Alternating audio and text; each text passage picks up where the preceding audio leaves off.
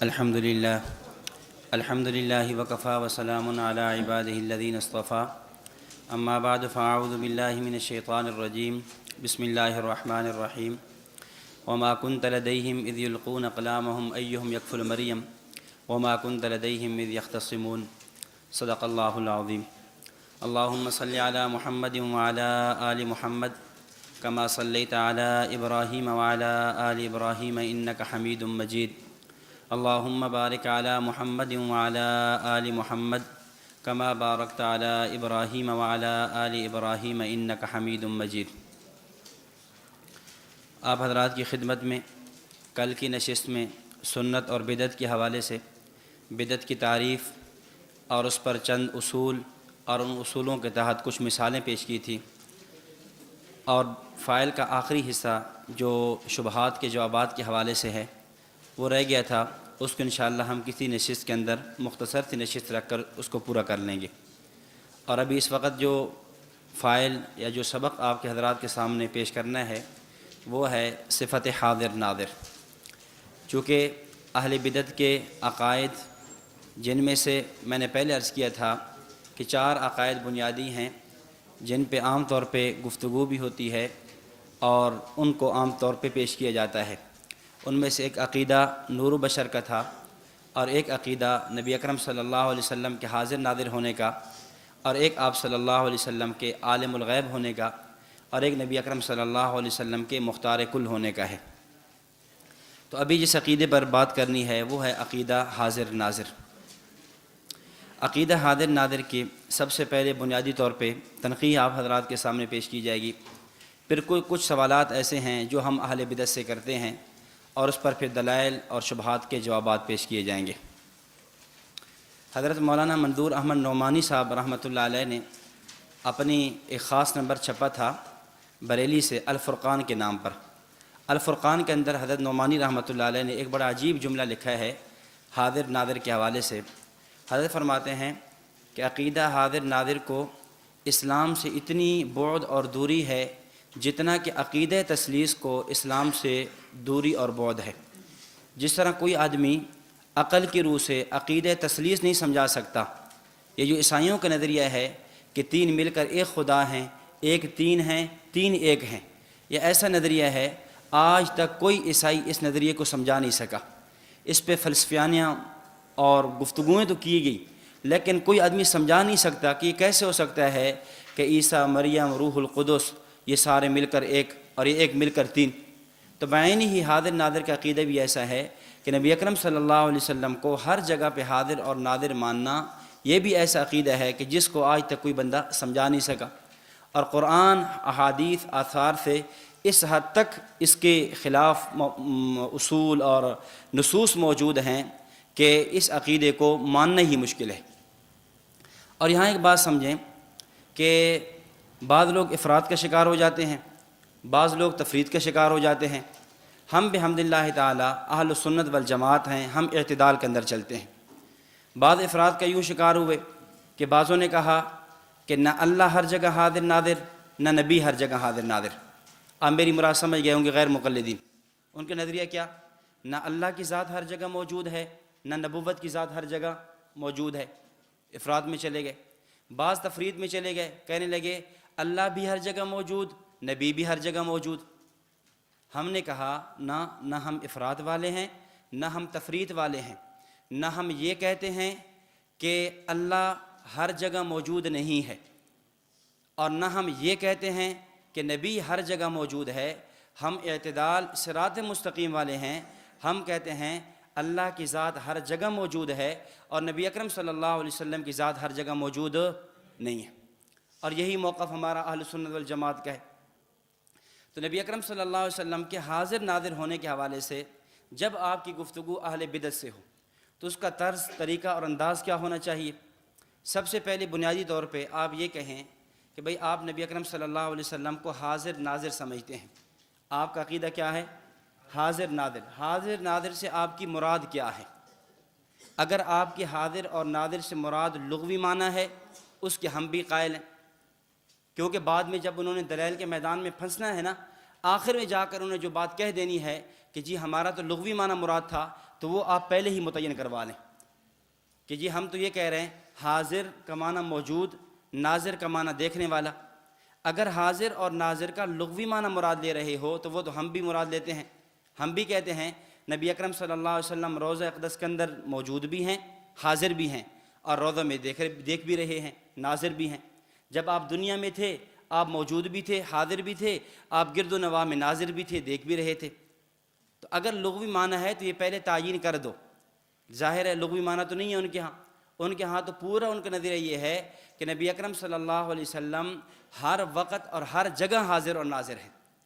آپ صلی اللہ علیہ وسلم ہر وقت اور ہر جگہ حاضر ناظر ہیں، اور ان کے علماء نے اپنی کتب میں اس بات کی صراحت کی۔ نعیم الدین مراد آبادی مولوی احمد رضا خان کا مشہور اور مایہ ناز شاگرد، جس پہ اس سے حد درجہ اعتماد تھا، اس نے تفسیر نعیمی میں لکھا کہ نبی اکرم صلی اللہ علیہ وسلم ایسے حاضر ناظر ہیں جیسے اللہ کی ذات حاضر ناظر ہے۔ تو ظاہر ہے اللہ رب العزت کی ذات ہر جگہ ہر مقام پہ حاضر ناظر، تو نبی اکرم صلی اللہ علیہ وسلم کی ذات کو بھی وہ گویا ہر جگہ حاضر ناظر مانتے ہیں۔ تو اس لیے بنیادی طور پہ آپ یہ لغوی معنی اس کو متعین کر لیں کہ آپ کی مراد کیا ہے۔ میں اس پہ مثال عرض کرتا ہوں۔ ایک بتی سے گفتگو ہوئی تو عنوان تھا مختار کل۔ اب بات چلتی رہی تو جب دلائل مکمل اس کے خلاف آ گئے، وہ کہنے لگا کہ آپ شاید ہماری مختار کل کی مراد نہیں سمجھے۔ پوچھا بھئی کیا مراد ہے؟ کہتے ہیں مختار کل، مختار کا معنی پسندیدہ، کل میں نے تمام جہان سے۔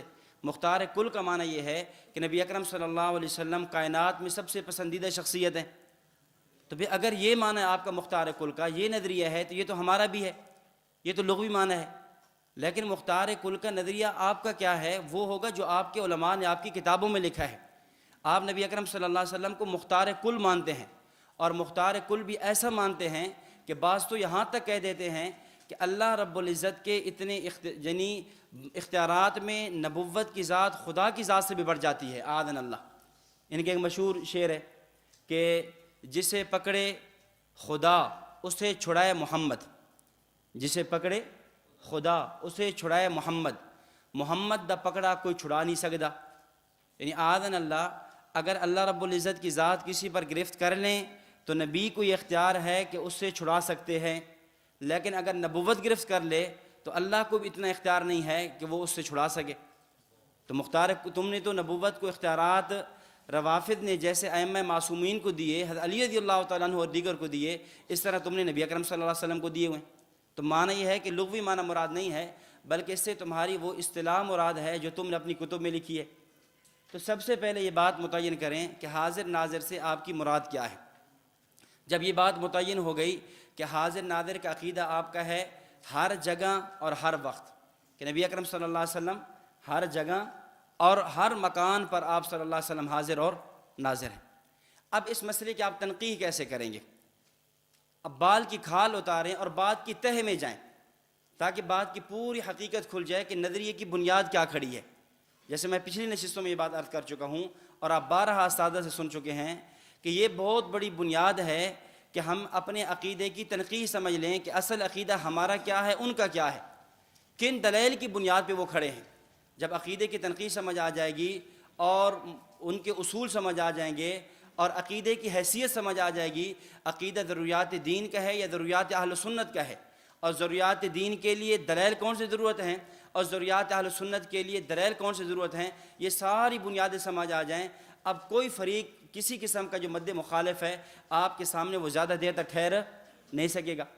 اس لیے آپ تنقیح میں جائیں، آپ پوچھیں کہ بھئی آپ نے نبی اکرم صلی اللہ علیہ وسلم کو آپ حاضر اور ناظر جانتے ہیں، یعنی ہر جگہ موجود بھی ہیں اور سب کچھ دیکھ بھی رہے ہیں، کائنات کے ذرے ذرے میں، کائنات کی جگہ جگہ میں موجود ہے۔ ہمارا سوال یہ ہے کہ نبی اکرم صلی اللہ علیہ وسلم حاضر ناظر کب سے ہیں؟ حاضر ناظر تاریخ کی تعیین کر لی جائے، عالم تین ہیں، عالم ارواح، عالم دنیا اور عالم آخرت۔ عالم ارواح، عالم دنیا اور عالم آخرت۔ حاضر ناظر کا یہ عقیدہ آپ نبی علیہ السلام کو حاضر ناظر سمجھتے ہو عالم ارواح سے یا عالم دنیا سے یا عالم آخرت میں، جس سے بھی آپ سمجھتے ہو اس پہ آپ کو نص پیش کرنی ہوگی، دلیل پیش کرنی ہوگی۔ اگر وہ کہتے ہیں کہ جی ہم نبی علیہ السلام کو حاضر ناظر سمجھتے ہیں عالم ارواح سے، اب اس پہ آپ دلائل پیش کریں۔ وہ قرآن کریم کی کئی آیات موجود ہیں جو اس بات کی نفی کر رہی ہیں کہ نبی اکرم صلی اللہ علیہ وسلم عالم ارواح سے حاضر ناظر نہیں ہیں۔ مثلا سورہ آل عمران 3 پارہ، اللہ تعالیٰ فرماتے ہیں وَمَا كُنْتَ لَدَيْهِمْ إِذْ يُلْقُونَ أَقْلَامَهُمْ أَيُّهُمْ يَكْفُلُ مَرْيَمَ وَمَا كُنْتَ لَدَيْهِمْ إِذْ يَخْتَصِمُونَ۔ یا رسول اللہ، جب حضرت مریم علیہ السلام کی کفالت کے بارے میں حضرت زکریا اور مجاورین بیت المقدس کا جھگڑا ہو رہا تھا کہ حضرت مریم کی کفالت کون کرے گا، اس کے لیے قرآن اندازی کی جائے، کلمیں ڈالی جائیں، اور اس کے بعد پھر طے ہوگا، اس وقت وما کنت لدیہم آپ موجود نہیں تھے، آپ موجود نہیں تھے۔ اگر ایک دلیل بھی ہوتی کافی تھی، کیونکہ آپ کا نظریہ موجبہ کلیہ کا ہے، آپ ہر وقت ہر جگہ ہر مکان کے قائل ہیں، اور سالبہ جزیہ ایک دلیل نے آ کر اس موجبہ کلیہ کو باطل کر دیے۔ آپ ادھر توجہ رکھیں، کسی کا موبائل بجتا ہے، کوئی آ رہا ہے کوئی جا رہا ہے، یہ تو چلنا ہے، ظاہر ہے اب سبق کا تسلسل ٹوٹ جانا ہے نا، سبق توجہ منتشر ہو جائے گی، بات اگر ایک جز بھی بات کا سمجھ نہیں آیا پھر پوری بات سمجھنا مشکل ہو جائے گی۔ میں پہلے بھی عرض کرتا رہا، آپ کے سامنے عرض کیا ہے کہ وقت بہت مختصر ہوتا ہے، عنوان کافی طویل عنوان ہوتا ہے، ایک عنوان جس کو ہم تخصص کے اندر 10-15 دنوں میں پڑھانا ہوتا ہے، وہاں اس 1 گھنٹے کی نشست 1.5 گھنٹے کی نشست میں پورا کرانا ہوتا ہے، اور کئی چیزیں اس میں لانی ہوتی ہیں، کئی چھوڑنی ہوتی ہیں، تو بہت توجہ کے ساتھ جو ہے نا آپ بات کو سنا کریں، سمجھا کریں۔ اگر آپ کہہ رہے ہیں عالم ارواح، ہم اس پہ کئی دلائل پیش کرتے ہیں، وَمَا كُنْتَ لَدَيْهِمْ إِذْ يُلْقُونَ أَقْلَامَهُمْ أَيُّهُمْ يَكْفُلُ مَرْيَمَ، نفی ہو گئی نا عالم ارواح کی کہ آپ تو موجود نہیں تھے۔ اسی طرح سورۃ القصص 20واں پارہ فرمایا وَمَا كُنْتَ بِجَانِبِ الْغَرْبِيِّ إِذْ قَضَيْنَا إِلَىٰ مُوسَىٰ الْأَمْرَ وَمَا كُنْتَ مِنَ الشَّاهِدِينَ، آپ اس وقت بھی موجود نہیں تھے۔ سورہ یوسف کے اندر حضرت یوسف علیہ السلام کا واقعہ بیان فرمایا وَمَا كُنْتَ لَدَيْهِمْ إِذْ أَجْمَعُوا أَمْرَهُمْ وَهُمْ يَمْكُرُونَ، جب برادران یوسف علیہ السلام کے بارے میں مشورہ کر رہے ہیں، تدبیر اور ہیلیں کر رہے ہیں، اس وقت آپ موجود نہیں تھے۔ تو ہم کئی آیات پیش کرتے ہیں کہ جس سے عالم ارواح کی حاضر ناظر ہونے کی نفی ہوتی ہے۔ اب آپ نے دوسرا یہ کہہ دو گے کہ جی ہمارا نظریہ عالم دنیا سے ہے۔ کب سے ہے؟ عالم دنیا سے۔ جب عالم دنیا میں آپ آئے ہیں اس وقت سے آپ حاضر اور ناظر ہیں۔ پھر ہم عالم دنیا کی تقسیم کر لیتے ہیں، پیدائش کے بعد سے ہیں، نبوت کے وقت سے ہیں، ہجرت کے وقت سے ہیں، وفات سے کتنا عرصہ پہلے کے ہیں۔ آپ کس وقت سے حاضر ناظر مان رہے ہو، ذرا اس وقت کی تعیین کرو۔ اب وہ جس وقت کی بھی تعیین کریں گے، آپ اس وقت پر یا اس کے بعد پر آپ کئی آیات بھی پیش کر سکتے ہو، کتب احادیث میں واقعات بھرے ہوئے موجود ہیں، کئی واقعات موجود ہیں، آپ واقعہ پیش کر سکتے ہو کہ یہ واقعہ تو نفی کر رہا ہے۔ مثلا وہ پیش کرتے ہیں، وہ کہتے ہیں جی ہم تو نبوت سے حاضر ناظر مانتے ہیں، اس لیے آپ بریلویت کی کتب اٹھائیں گے، کسی آپ کو اتفاق نہیں ملے گا۔ اس میں اتفاق ہوگا کہ نبی حاضر اور ناظر ہیں، لیکن کب سے ہم حاضر ناظر مانتے ہیں؟ جس کے دل میں جو آتا چلا جائے گا نا وہی وہ کہتا چلا جائے گا، اور مناظرے میں جب پھنسیں گے تو پھر لیتے لیتے آخر میں جا کر کہیں گے ہم تو عالم آخرت میں حاضر ناظر مانتے ہیں، پھر یہی ہونا ہے۔ تو عالم دنیا میں کوئی لکھے گا جی ہجرت کے وقت سے حاضر ناظر ہیں، اب ہم نے ہجرت کے بعد کے دلائل پیش کیے۔ اگر ہجرت کے وقت سے حاضر ناظر ہیں تو غزوہ تبوک 9 ہجری میں آخری غزوہ ہے، اس کے بارے میں آ رہا ہے کہ نبی اکرم قرآن کریم نے اس واقعے کو نقل کیا، وعلی الثلاثۃ الذین خلفوا، حضرت کعب بن مالک وہ جو 3 صحابہ پیچھے رہ گئے تھے، تو وہ صحابہ کرام اب وہ جمع ہوئے۔ حضرت کعب بن مالک رضی اللہ تعالیٰ عنہ کا مشہور واقعہ ہے کہ انہوں نے کہا کہ میں نبی اکرم صلی اللہ علیہ وسلم کی خدمت میں جانے لگا، میرے دل میں کئی باتیں آئی، دل میں یہ بھی آیا کہ جیسے منافقین جھوٹ بول رہے ہیں میں بھی جھوٹ بول دوں، لیکن پھر دین میں یہ بات آئی کہ نبی اکرم صلی اللہ علیہ وسلم کے سامنے میں نے جھوٹ بول بھی دیا تو اللہ تعالیٰ بذریعہ وہی مطلع فرما دیں گے۔ تو گویا کعب بن مالک رضی اللہ تعالیٰ عنہ کا یہ نظریہ تو تھا کہ نبی ہر جگہ حاضر اور ناظر نہیں ہیں، نبی علیہ السلام مجھے دیکھ نہیں رہے تھے، آپ وہاں تبوک گئے، میں یہاں مدینہ میں تھا، میں کیا کر رہا تھا، میں کیوں نہیں گیا، میرے نہ جانے کی وجہ کیا بنی ہے، سستی بنی ہے، سواریوں کا نہ ہونا ہے، جو بھی وجہ بنی ہے، حضرت کعب رضی اللہ تعالیٰ یہ سمجھتے تھے کہ نبی اکرم صلی اللہ علیہ وسلم حاضر اور ناظر نہیں تھے، ورنہ وہ جو کہہ رہے ہیں کہ میرے ذہن میں خیالات آ رہے ہیں۔ تو بہرحال آپ جو بھی واقعہ پیش کریں گے اس پر آپ کئی واقعات پیش کر سکتے ہیں اور کئی احادیث اور کئی آیات پیش کی جا سکتی ہیں۔ مثلا سورۃ البقرہ 2 پارہ وَمِنَ النَّاسِ مَن يُعْجِبُكَ قَوْلُهُ فِي الْحَيَاةِ الدُّنْيَا وَيُشْهِدُ اللَّهَ عَلَى مَا فِي قَلْبِ وَهُوَ لَدُّ الْخِصَامِ۔ مفسرین نے لکھا یہ واقعہ اخنس بن شریک منافق کے بارے میں آیت نازل ہوئی۔ اخنس بن شریک کیا تھا؟ نبوت کی مجلس میں آتا، بڑی باتیں کرتا اور بڑی ایسا لب و لہجہ اختیار کرتا کہ آپ سمجھتے بے شاید سچا آدمی ہے۔ تو اللہ تعالیٰ فرماتے ہیں کہ یا رسول اللہ آپ کو تو پتہ نہیں ہے یہ کون سا آدمی ہے، آپ کے ہاں بڑی اچھی گفتگو کر لیتا ہے، لیکن یہ آدمی یوں ہے کہ وَيُشْهِدُ اللَّهَ عَلَى مَا فِي قَلْبِ وَهُوَ لَدُّ الْخِصَامِ، یہ بڑا جھگڑالو ہے، اس نے جا کر صحابہ کی کھیتی کاٹ دی ہے، صحابہ کے جانور چر رہے تھے ان کی کوچے کاٹ دی ہیں، یہ تو وہ آدمی ہے۔ تو گویا اس آیت نے نفی کر دی کہ آپ ہر جگہ حاضر نادر نہیں ہیں، ورنہ اللہ تعالیٰ کو یہ کہنے کی کیا ضرورت تھی؟ اللہ کے نبی جو ہر جگہ موجود تھے، موجود بھی تھے، ناظر بھی تھے، دیکھ بھی رہے تھے، پھر فرمانے کا کیا مطلب؟ اسی طرح واقعہ آپ بیر معونہ دیکھ لیجئے، صحیح بخاری کے اندر روایت موجود ہے تفصیل کے ساتھ۔ 70 قراء کو آپ نے بھیجا، 70 قراء، ان میں سے آگے آدمی بیٹھے ہوئے تھے، انہوں نے 69 قراء کو شہید کر دیا، ایک قاری بڑی مشکل سے بچ کر وہاں سے نکل کر واپس آئے۔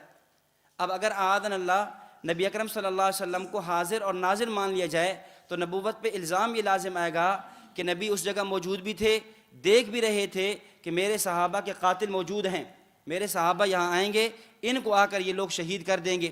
اور نبی اکرم صلی اللہ علیہ وسلم دیکھ بھی رہے تھے، موجود بھی تھے، آپ کو علم غیب بھی تھا، سب کچھ تھا، اس کے باوجود آپ خود صحابہ کو شہید کروا رہے ہیں، اعاذنا اللہ۔ تو یہ سارے واقعات قرآن اور احادیث کے آپ جمع کریں، ایک بہت بڑا رجسٹر اور بہت بڑی کتابیں تیار ہو سکتی ہیں اس بات پر کہ نبی اکرم صلی اللہ علیہ وسلم عالم دنیا میں چاہے ہجرت سے پہلے ہو، ہجرت کے بعد ہو، نبوت سے پہلے ہو، نبوت کے بعد ہو، وصال تک کوئی ایسی تاریخ نہیں متعین کی جا سکتی کہ جس میں آپ صلی اللہ علیہ وسلم کیا ہوں، حاضر اور ناظر ہوں۔ اب جب کوئی بات ان سے نہیں بنتی تو ان کا آخری ہیلہ اور حربہ یہ ہوتا ہے ہم نبی کو حاضر ناظر مانتے ہیں لیکن عالم آخرت میں مانتے ہیں۔ حضرت نعمانی صاحب رحمہ اللہ کے ساتھ مناظرہ ہوا ایک بریلوی کا، تو اس نے آخر میں یہ بات کہی، انہوں نے کہا جی آپ ہمارے عقیدے کو سمجھے نہیں۔ حضرت فرمانے کیا مطلب؟ کہتے ہیں ہم حاضر ناظر مانتے ہیں لیکن ہم مانتے ہیں کب میں؟ عالم آخرت میں جا کر۔ ادھر کہہ رہے ہو کہ نبی حاضر ناظر ایسے جیسے اللہ کی ذات حاضر ناظر، نبی حاضر ناظر جیسے ایسے جیسے اللہ کی ذات حاضر ناظر، اور اب کیا کہہ رہے ہو؟ ہم حاضر ناظر مانتے ہیں کب؟ عالم آخرت میں۔ ہم نے کہا چلیں ٹھیک ہے ہم یہ بھی تسلیم کر لیتے ہیں، ایک منٹ کے لیے اگر آپ عالم آخرت میں مانتے ہیں ہم اس پہ دلیل پیش کر دیتے ہیں، آپ اس میں بھی حاضر ناظر نہیں ہیں۔ صحیح بخاری، مسلم، ابو داود مشہور روایت ہے کتب حدیث میں جسے حدیث الحوض کہا جاتا ہے۔ نبی اکرم صلی اللہ علیہ وسلم کے سامنے حوض کوثر پہ آپ تشریف فرما ہوں گے، کچھ لوگ لے جائیں گے، آپ پانی پلانا چاہیں گے، فرشتے کہیں گے کہ یا رسول اللہ انک لا تدری ما احدثوا بعدک، آپ کو علم نہیں ہے کہ آپ کے جانے کے بعد انہوں نے کیا کچھ شروع کر دیا، کوئی مرتد ہو گئے، کوئی منافق ہو گئے، اور دین کے اندر بدعات ان لوگوں نے شروع کر دی۔ انک لا تدری ما احدثوا بعدک، تو عالم آخرت میں بھی آپ صلی اللہ علیہ وسلم آپ کو کیا فرمایا جا رہا ہے کہ آپ کو نہیں پتہ کہ آپ صلی اللہ علیہ وسلم آپ کے جانے کے بعد انہوں نے کیا کچھ کیا۔ اس سے معلوم یہ ہوا کہ آپ قبر میں تشریف لے گئے، آپ برزخ میں موجود ہیں، قیامت کے دن ہوگا، آپ صلی اللہ علیہ وسلم اس میں بھی حاضر اور ناظر نہیں ہوں گے۔ اور پھر وہ طویل حدیث ہے کہ جس کے اندر آپ صلی اللہ علیہ وسلم نے فرمایا کہ میں یہ کہوں گا، اقولو، میں یہی جملہ کہوں گا، کما قال الرجل الصالح، جیسا کہ رجل صالح یعنی میرے بھائی عیسیٰ ابن مریم نے کہا تھا۔ حضرت عیسیٰ علیہ السلام نے کیا کہا تھا؟ جب اللہ تعالیٰ پوچھیں گے کہ اے عیسیٰ کیا آپ نے ان کو ترغیب دی تھی کہ آپ کو خدا بنائیں؟ کیا آپ نے ان کو ترغیب دی تھی کہ مجھے چھوڑ کر آپ کی عبادت کریں؟ تو کیا کہیں گے کہ وَكُنْتُ عَلَيْهِمْ شَهِيدًا مَا دُمْتُ فِيهِمْ فَلَمَّا تَوَفَّيْتَنِي كُنْتَ أَنْتَ الرَّقِيبَ عَلَيْهِمْ، یا اللہ جب تک میں تھا میں نگران تھا، جب میں دنیا چھوڑ کے آ گیا ہوں مجھے نہیں پتہ میرے جانے کے بعد کیا ہوا۔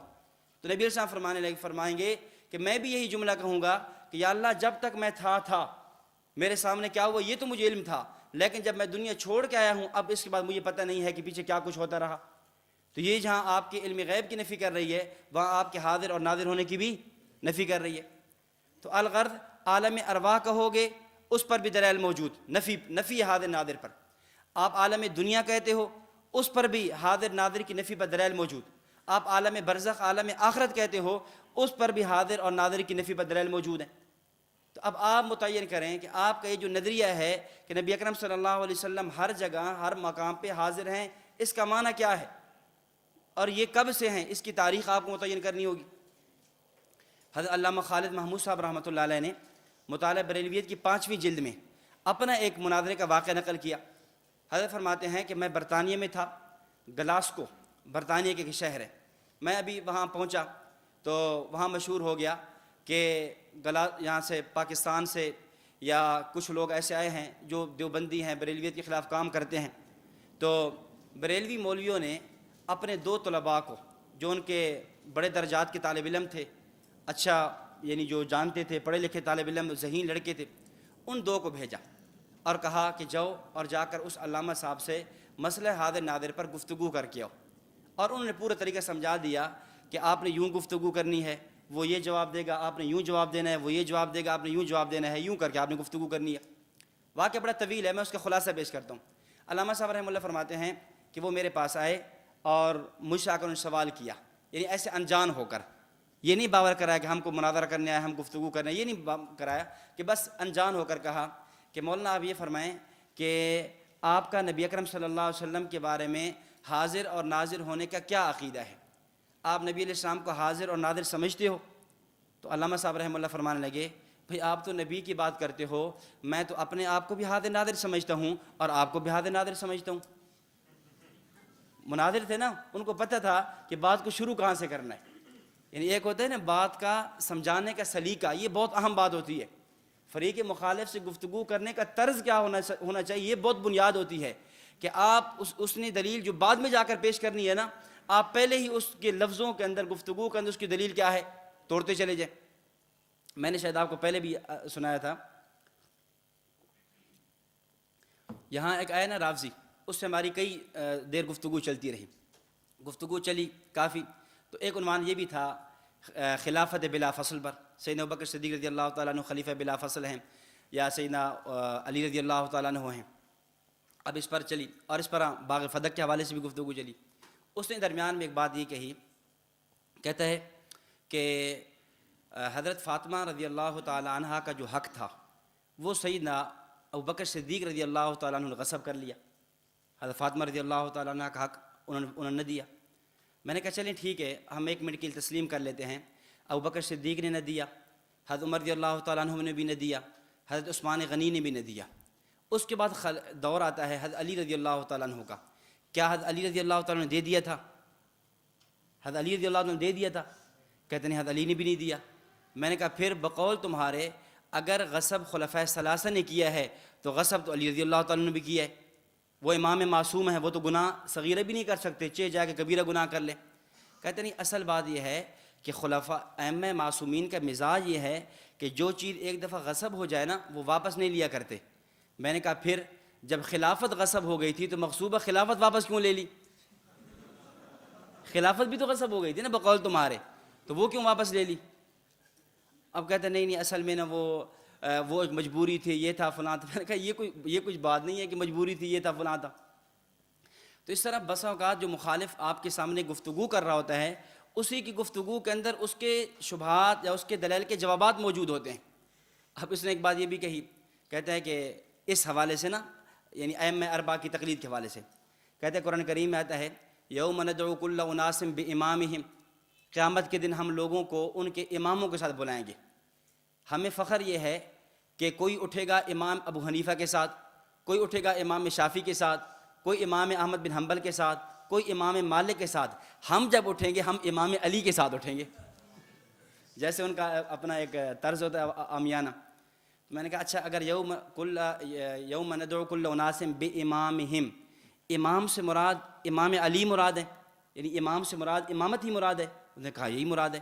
میں نے کہا آپ مجھے بتاؤ، قرآن کریم میں ہے ربنا حب لنا من ازواجنا وذریاتنا قرۃ اعین وجعلنا للمتقین اماما، تو پھر تو ہر مومن، ہر مسلمان کے گھر میں امام پیدا ہو رہا ہے۔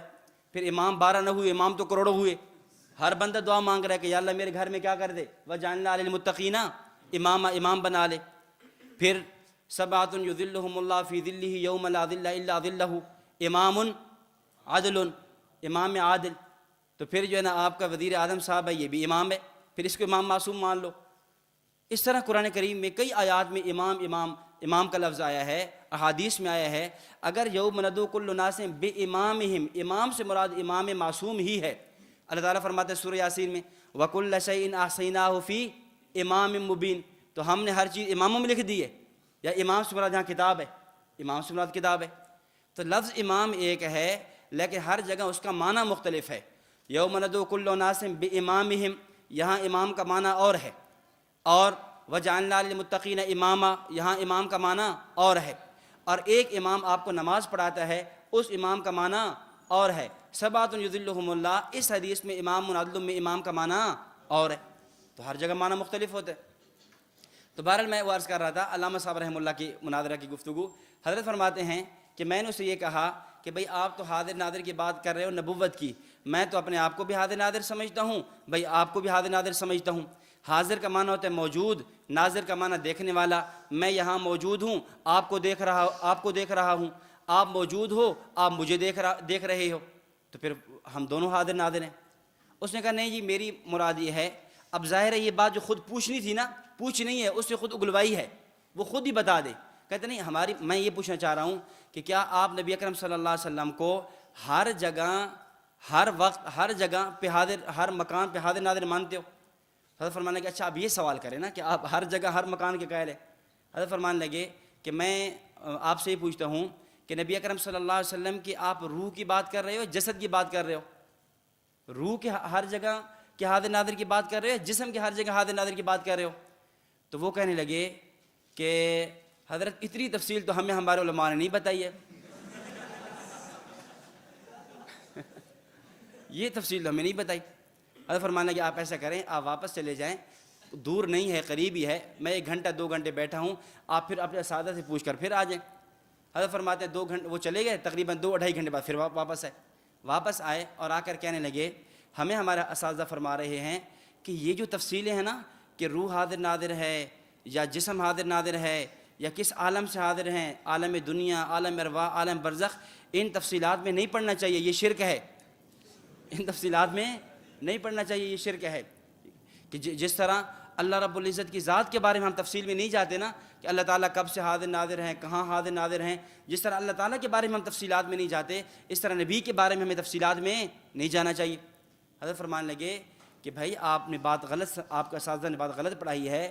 اللہ خالق ہے، نبی مخلوق ہے. خالق کی مثالیں مخلوق کے لیے دینا یہ غلط ہے. اللہ رب العزت کی ذات ہر جگہ ہے، اس کی کیفیت اور ہے. اللہ کی ذات ہر جگہ ہے، وہ بغیر جسم کے ہے، اس کی تفصیل اور ہے.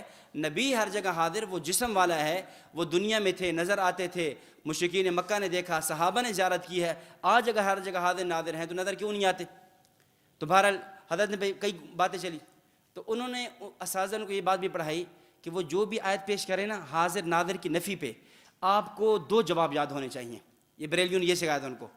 آپ نے ایک یہ کہنا ہے کہ یہ آیت منسوخ ہے، یا یہ جواب دے دینا ہے کہ یہ آیت متشابہات میں سے ہے. جیسے غیر مقلدین کو اصول ہے نا، آپ کوئی بھی حدیث پیش کرو گے، حدیث کیا ہے؟ یہ ضعیف ہے. یہ تو بخاری مسلم کی روایت ہی نہیں ہے نا، بخاری مسلم کی نہیں، ہم کیسے مانیں؟ یہ تو حدیث ضعیف ہے. تو انہوں نے بھی یہی جواب رٹوایا تھا. حضرت فرمانے لگے کہ دیکھو نبی اکرم صلی اللہ علیہ وسلم کب سے حاضر ناظر، یہی تنقیح کی. آپ عالم ارواح کہوگے، عالم دنیا، عالم برزخ کہوگے. اگر عالم ارواح میں حاضر ناظر ہیں تو وما كنت لديهم اذ يلقون اقلامهم ايهم يكفل مريم، اس آیت کا معنی کیا ہے؟ تو وہ فوراً جواب دینے لگے کہ جی یہ آیت جو ہے منسوخ ہے. فرمایا کہ بھائی یہ نسخ واقعات میں ہوتا ہے یا احکام میں ہوتا ہے؟ آپ اتنی بنیادی بات بھی نہیں سمجھتے کہ نسخ کا تعلق اوامر سے ہے، نواہی سے ہے. نسخ کا تعلق احکام سے ہے، نسخ کا تعلق اخبار اور واقعات سے نہیں ہے. ہاں یہ تو ہو سکتا ہے شریعت نے ایک حکم دیا پھر منع کر دیا، یا پہلے روکا پھر اجازت دے دی. یہ کیسے ہو سکتا ہے کہ ایک واقعہ پہلے ہوا اب واقعہ منسوخ ہو گیا؟ حضرت یوسف علیہ السلام کا واقعہ پیش آیا نا، اب یہ آیت منسوخ ہے؟ نہیں، وہ واقعہ پیش نہیں آیا تھا. ابراہیم علیہ السلام کا واقعہ پیش آیا، نہیں آیت منسوخ ہے، واقعہ پیش نہیں آیا تھا. تو پھر دوسرا کہنے لگا اچھا پھر یہ آیت متشابہات میں سے ہوگی. فرمایا بھائی متشابہات، واقعات کا متشابہات سے کیا تعلق ہے؟ فرماتے ہیں کہ کافی دیر گفتگو ہوئی اور آخر میں وہ یہ کہہ کر چلے گئے کہ ہمارے مولویوں نے ہمیں جو ہے نا بیوقوف بنایا ہوا ہے، اور اس عقیدے کا جو صحیح عقیدہ ہے وہ ہمارے سامنے پیش نہیں کرتے، اور جو دلائل آپ نے پیش کیے ہیں نا اس سے ہی معلوم ہوتا ہے کہ نبی اکرم صلی اللہ علیہ وسلم ہر جگہ ہر مکان حاضر ناظر نہیں ہے. یہی عقیدہ درست ہے. تو اس طرح حاضر ناظر کے عقیدے میں بنیادی طور پہ آپ تنقیح کریں، یہ چند سوالات ان سے کریں. اس سے ہٹ کر میں چند باتیں مزید آپ حضرات کی خدمت میں عرض کرتا ہوں. دیکھیں کہ آپ ان سے یہ سوال کریں کہ چونکہ وہ یہ کہتے ہیں نبی اکرم صلی اللہ علیہ وسلم ہر جگہ پہ، ہر مقام پہ، ہر وقت حاضر اور ناظر ہیں، موجود بھی ہیں، دیکھ بھی رہے ہیں. اس پر میں آپ کی خدمت میں 10 سوالات پیش کرتا ہوں. یہ سوالات آپ ان سے کریں، آپ ان کو لکھتے بھی رہیں. میں انتہائی اختصار کے ساتھ اشارتاً وہ پیش کرتا ہوں. آپ پہلے سوال یہ کریں کہ بھائی اگر نبی اکرم صلی اللہ علیہ وسلم ہر جگہ ہر مقام پہ حاضر اور ناظر ہیں، سوال یہ ہے جب دنیا میں تھے تو حضرت جبریل علیہ السلام آیا کرتے تھے وحی لے کر، تو آج آپ ہر جگہ موجود ہیں تو جبریل علیہ السلام آ رہے ہیں یا نہیں؟ اگر آ رہے ہیں تو نص پیش کرو، اگر نہیں آ رہے تو کیوں نہیں آ رہے؟ آپ کچھ دنوں کے لیے دنیا میں انقطاع ہو جاتا، آپ پریشان ہو جاتے کہ پتہ نہیں اللہ کی ذات ناراض ہو گئی، کیا ہوا؟ اب جبریل علیہ السلام نہیں آ رہے، اس پر دلیل کیا ہے؟ آ رہے ہیں تب بھی نص پیش کرو، نہیں آ رہے تب بھی اس پر کیا پیش کرو؟ دلیل بھی پیش کرو. اور اس پہ یہ اصول سامنے رکھنا ہے آپ نے کہ دلیل وہ ہوگی جو کیا ہوگی؟ قطعی ہوگی. کیونکہ تم نے جگہ جگہ اس عقیدہ کے منکر کو کافر لکھا ہے، اور یہ اصول پہلے ہم پڑھ چکے ہیں کہ جس عقیدے کی بنیاد پہ کفر اور اسلام کے فیصلے ہوں وہ اس عقیدے کا تعلق ضروریات دین سے ہوا کرتا ہے، ضروریات اہل سنت سے نہیں. جب ضروریات دین سے ہوتا ہے، ضروریات دین کا معنی یہ ہے کہ دلیل ایسی ہوگی جس کے اندر 3 باتیں ہوں: قطعی ہو، قطعی الثبوت، قطعی الدلالہ، قرآن کریم، احادیث متواترہ اور اجماع قطعی. یہ 3 دلیلوں میں کوئی دلیل پیش کرنی ہوگی. نمبر 2، دوسری بات آپ یہ کہو کہ نبی اکرم صلی اللہ علیہ وسلم جب دنیا میں تھے تو ایسا ہوتا تھا کہ نسخ ہوتا، واقعات، احکامات منسوخ ہو جایا کرتے، احکامات کا نسخ ہو جایا کرتا تھا. تو کیا یہ نسخ آج بھی باقی ہے یا نہیں؟ اگر ہے تب بھی دلیل پیش کرو، نہیں ہے تب بھی دلیل پیش کرو.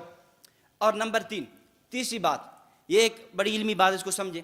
قرآن کریم میں ہے کہ ھدی للمتقین الذین یؤمنون بالغیب، کہ مومنین وہ ہیں کہ جو غیب پر ایمان لاتے ہیں.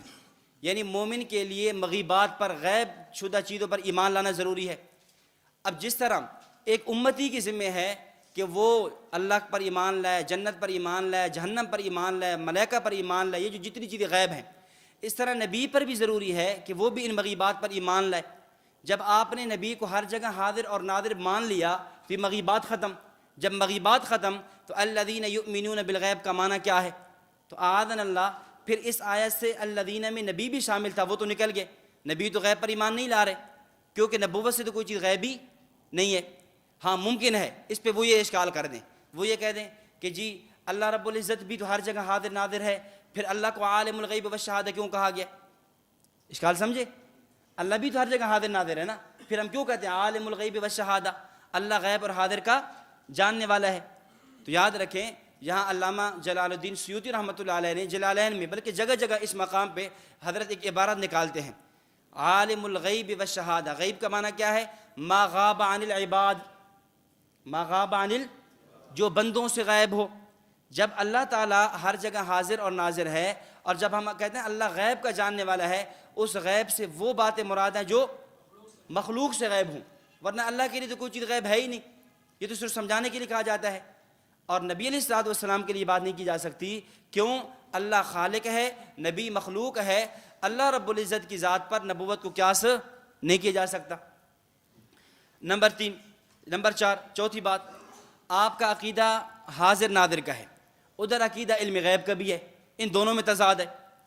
جو بندہ ہر جگہ حاضر بھی ہے، ناظر بھی ہے، دیکھ بھی رہا ہے، اس سے چیزیں پھر غیب میں کیوں ہیں؟ سمجھ آ گئی؟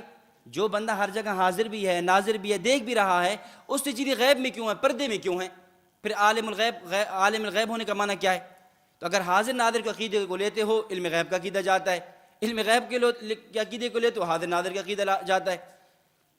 نمبر 5، اگر نبی اکرم صلی اللہ علیہ وسلم کے حاضر اور ناظر کو مان لیا جائے تو یہ غزوات اور سرایا کی تقسیم ختم. یہ جو محدثین نے تقسیم کی ہے، یہ غزوہ ہے، یہ سریہ ہے. غزوے کا کیا مطلب؟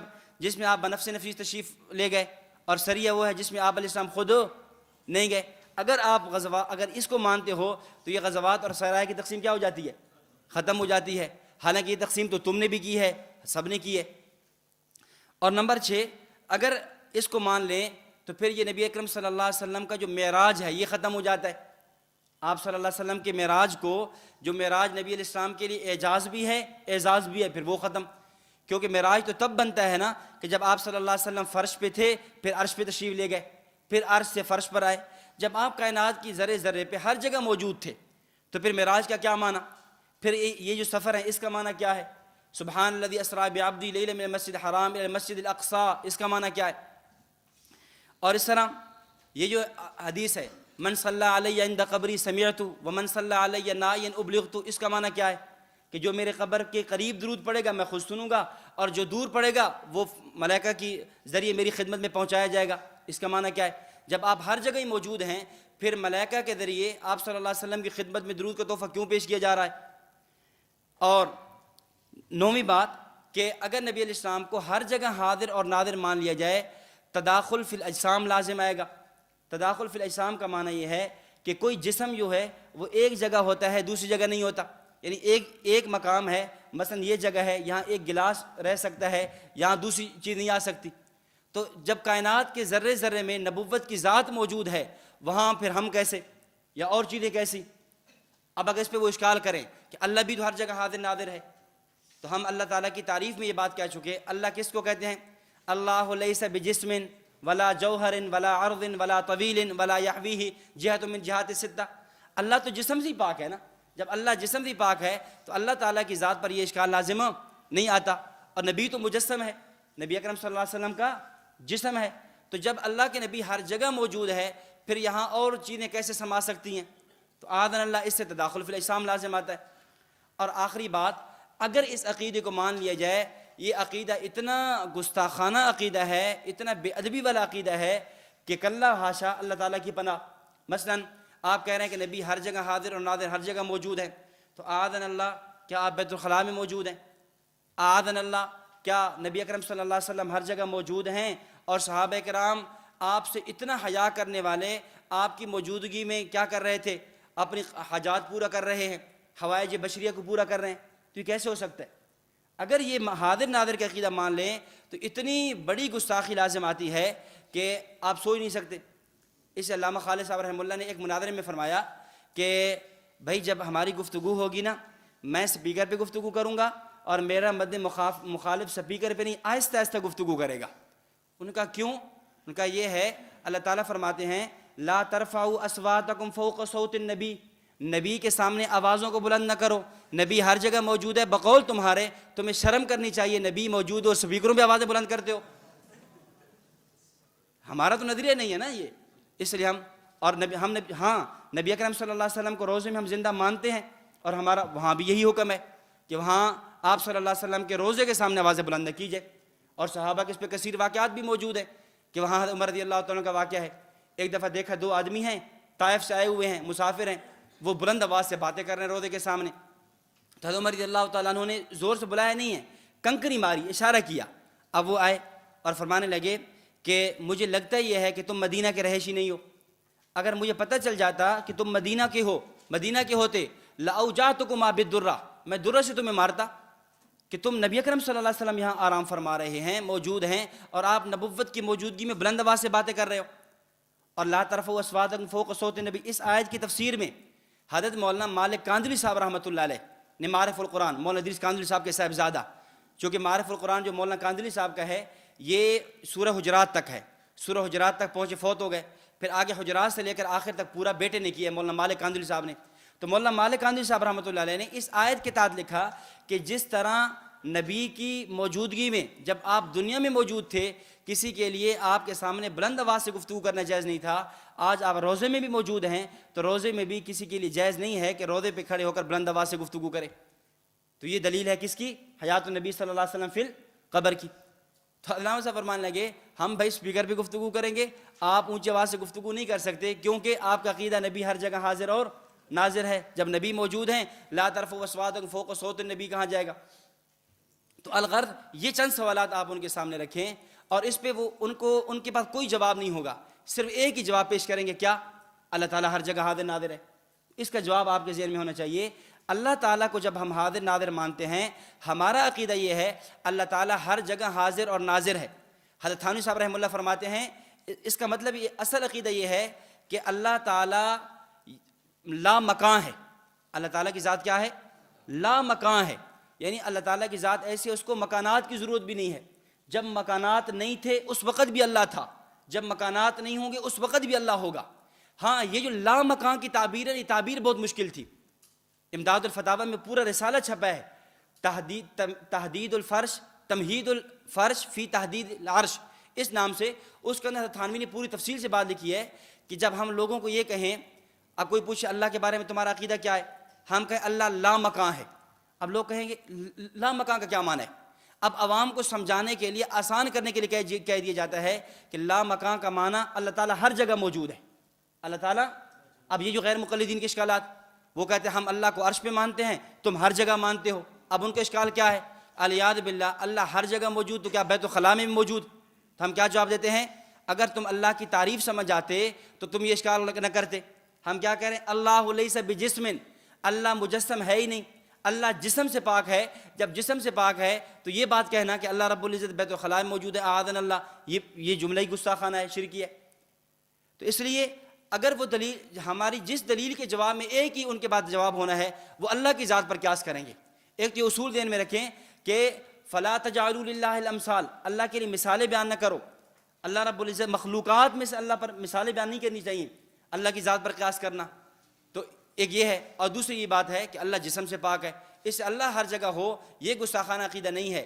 لیکن نبی کو ہر جگہ مانا جائے یہ گستاخانہ عقیدہ ہے. کیوں؟ اس لیے کہ نبی کیا ہے؟ جسم والا ہے، مجسم ہے. اب یہ اس پر ہمارے پاس جو ہے نا کئی دلائل موجود ہیں، وہ دلائل آپ فائل کے اندر دیکھ لیں، کئی دلائل لکھے ہوئے ہیں. لیکن ابھی چونکہ وقت نہیں ہے، اب میں دلائل کو چھوڑ کر صرف شبہات کی طرف آتا ہوں. اب آپ دلائل دیکھ لیں. مختلف انبیاء کے واقعات ہیں، یعنی قرآن کریم دلائل سے اتنا بھرا ہوا ہے اس عنوان پر. وہ ایک لطیفہ ہے نا کہ ایک آدمی گیا کسی کتب خانے میں اور کہا مجھے جو نا قادیانیوں کے خلاف کتاب دے دو. انہوں نے کتاب اٹھا کر دے دی، احتساب قادیانیت یا جو بھی ہے.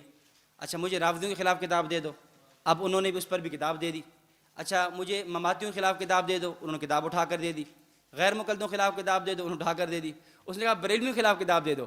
اس نے قرآن مجید اٹھا کر دے دیا. بھئی ان کے عقائد اور نظریات پہ یعنی اتنے صریح غلط ہیں، صریح البطلان ہیں کہ اس پر قرآن کریم کی واضح نصوص موجود ہیں. اس حد تک یعنی قرآن کریم کے اندر اور احادیث مبارکہ کے اندر واقعات موجود ہیں، آیات احادیث موجود ہیں. اب آپ شبہات کی طرف آ جائیں، چونکہ شبہات کا جواب دینا، ازالہ کرنا یہ زیادہ اہم ہوتا ہے. یہ دیکھ لیں صفحہ نمبر 16 پہ آ جائیں. صفحہ نمبر 16 پہ دلیل کیا پیش کرتے ہیں؟ انا ارسلناک شاہدا، انا ارسلناک. اب شاہد کا ترجمہ کیا کیا؟ حاضر اور ناظر. حاضر اور ناظر. ہم کہتے ہیں 1 منٹ کے لیے حاضر اور ناظر کا ترجمہ کر بھی لو تو آپ کا عقیدہ ہے ہر جگہ، ہر وقت، ہر جگہ اور ہر وقت. تو یہاں شاہدن فی کل مکان و فی کل زمان کہاں ہے؟ آپ کے عقیدے پر پورا تو نہ اترا. اگر 1 منٹ کے لیے شاہد کا معنی یہ بھی مان لیں. اچھا دوسری بات یہ، دوسرا جواب، اگر انا ارسلناک شاہدا کا یہ معنی ہے تو دوسری آیت ہے وما کنت من الشاہدین. وما کنت یہاں ہے کہ ہم نے آپ کو حاضر ناظر بنا کر بھیجا، اور ہے وما کنت من الشاہدین، ہم نے آپ کو حاضر ناظر بنا کر نہیں بھیجا. کیا کہو گے؟ اور تیسرا جواب یہ ہے اگر شاہد کا معنی حاضر اور ناظر کرنا ہے تو پھر نبی حاضر ناظر نہیں ہے، پھر پوری امت حاضر ناظر ہے. کیونکہ اگر شاہد کا لفظ نبی کے لیے قرآن نے بولا ہے تو شاہد کا لفظ اللہ نے پوری امت کے لیے بھی استعمال کیا. لِتَكُونُوا شُهَدَاءَ عَلَى النَّاسِ، شہداء شاہد کی جمع ہے نا، لِتَكُونُوا وَتَكُونُوا شُهَدَاءَ عَلَى النَّاسِ، کہ تاکہ تم قیامت کے دن امت محمدیہ کو فرمایا جا رہا ہے کہ باقی امم کے خلاف کیا بن جاؤ؟ گواہ بن جاؤ. تو یہاں شاہد سے مراد گواہ ہے، شاہد سے مراد حاضر اور ناظر نہیں ہے. اور پھر اصول کیا پیش کیا تھا کہ چونکہ اس عقیدے کو تم ضروریات دین میں سمجھتے ہو تو دلیل کون سی ہونی چاہیے؟ قطعی الدلالہ ہونی چاہیے. خود تمہارے علماء مختلف کھڑے ہیں اس آیت کے اندر، اس آیت کی تشریح اور تفسیر کے اندر کہ شاہد کا معنی کیا ہے، شاہد کا معنی کیا ہے. خود جو ہے نا آپ اٹھا کر دیکھیں تو یہ ان لوگوں نے اس میں خود اختلاف کیا ہے. مثلا یہ دیکھیں شاہد کے کئی معنی بیان کیے. نجوم الفرقان والا کہتا ہے صفحہ نمبر 17 کے آخر میں، وہ کہتا ہے کسی چیز کے حال کو بیان کرنے والے کو بھی شاہد کہتے ہیں. اشرف جلالی کہتا ہے کہ پہلا معنی یہ ہوگا اللہ فرما رہا ہے شاہد لنا، ہم نے تجھے اپنا گواہ بنایا ہے. شرح کبریت احمر میں ہے شاہد کا معنی ہے وہ برگاہ عزدی میں حاضر ہونے والے ہیں. تو خود تمہارے یہاں بھی اختلاف ہے کہ شاہد کا معنی کیا ہے. کئی احتمالات آ گئے نا شاہد کے معنی میں. اور اذا جاء الاحتمال بطل الاستدلال، جب احتمال ہے استدلال کیا ہو جاتا ہے؟ باطل ہو جاتا ہے. آگے دیکھیں دلیل نمبر 2. دوسری دلیل کیا پیش کرتے ہیں کہ وَكَيْفَ تَكْفُرُونَ وَأَنْتُمْ تُتْلَى عَلَيْكُمْ آيَاتُ اللَّهِ وَفِيكُمْ رَسُولُهُ. یہ پیش کرتے ہیں کہ اللہ تعالیٰ فرمایا کہ تم کیسے انکار کرتے ہو حالانکہ تمہارے سامنے اللہ تعالیٰ کی آیات تلاوت کی جا رہی ہیں اور رسول تمہارے اندر موجود ہے. وفیکم رسول، رسول موجود ہے. کہتے اس سے معلوم ہوا کہ رسول نبی اکرم صلی اللہ علیہ وسلم ہر جگہ موجود ہیں. ہم کہتے ہیں پہلی بات ہے کہ وفیکم رسول میں ہر جگہ کہاں ہے. اور دوسری بات یہ ہے کہ آپ آیت کا سیاق و سباق سمجھو. یہ آیت اوس اور خزرج کی اس لڑائی کے بارے میں، وہ جو ان کے آپس میں صحابہ کی وہ قریب تھا کہ لڑائی ہو جاتی، اس کے بارے میں نازل ہو رہی ہے کہ اے صحابہ کرام کی جماعت، نبی کی ذات تمہارے اندر موجود ہے، نبی کی موجودگی میں تمہارے لیے مناسب نہیں تھا کہ تم آپس میں لڑ پڑتے. یہ تو اس آیت اس پس منظر میں نازل ہو رہی ہے. یہ تھوڑی ہے کہ وفیکم رسول، نبی اکرم صلی اللہ علیہ وسلم ہر جگہ موجود ہیں، ہر جگہ حاضر ناظر ہیں. یہ بالکل ایسے ہی ہے جیسے ہمارے عرف، ہمارے محاورے کے اندر کیا کہتے ہیں. مثلا یہاں پر کیا ہے، سبق ہو رہا ہے اور وہاں پر کچھ 2-3 طالب علم 4 لڑ رہے ہیں، تو کوئی کہنے والا کہتا ہے یار شرم کرو، استاد موجود ہیں اور تم لڑ رہے ہو. حالانکہ استاد تو وہاں موجود نہیں ہے. کیا مطلب؟ استاد کی عظمت تو تمہارے دل کے اندر موجود ہے اور وہ وہاں سبق پڑھا رہے ہیں اور آپ کیا کر رہے ہیں؟ لڑ رہے ہو. تو یہاں پر قرآن کریم چونکہ عرف کے مطابق گفتگو کرتا ہے، فرمایا کہ نبی کی موجودگی میں تمہارے لیے یہ بات مناسب نہیں ہے. اور ایک جواب اس کا، اور ہر آیت کے تحت یہ جواب ذہن میں رکھا کریں، اگر یہ آیت جو تفسیر تم نے کی ہے 14 صدیوں کے مفسرین میں سے کوئی ایک مفسر پیش کر دو جس نے اس آیت کی یہ تفسیر کی ہو اور اس مفسر نے اس آیت کے تحت وہی عقیدہ اور نظریہ لکھا ہو جو عقیدہ اور نظریہ تمہارا ہے. بھئی آپ کو کوئی جواب یاد ہو یا نہ ہو، کم از کم ہر آیت کے 2-3 جواب تو ذہن میں آ جائیں گے نا. ایک یہ جواب، اگر آیت ہے تو مفسر پیش کرو، اگر حدیث ہے تو محدث پیش کرو، اگر بدعت کی بات کر رہے ہیں، مسائل پہ الجھے ہوئے ہیں، فقہ حنفی کی عبارات پیش کرو. ایک ہی ہو گیا. اور دوسرا جواب یہ ہر جگہ ذہن میں ہونا چاہیے کہ عقیدہ کیا ہے، دعویٰ کیا ہے، اور دعوے پہ جو دلیل پیش کی جا رہی ہے وہ کیا ہے. دعویٰ کیا ہے؟ ہر جگہ کا، ہر وقت کا، ہر زمان، ہر مکان کا ہے. اور دلیل کیا پیش کر رہے ہو؟ نہ وقت کی تعیین ہے، نہ مکان کی، نہ زمان کی، کوئی تعیین نہیں ہے. اس لیے آیت تمہارے مدعا کو ثابت کرنے کے لیے کافی نہیں ہے. جی دلیل نمبر 3، الم ترا.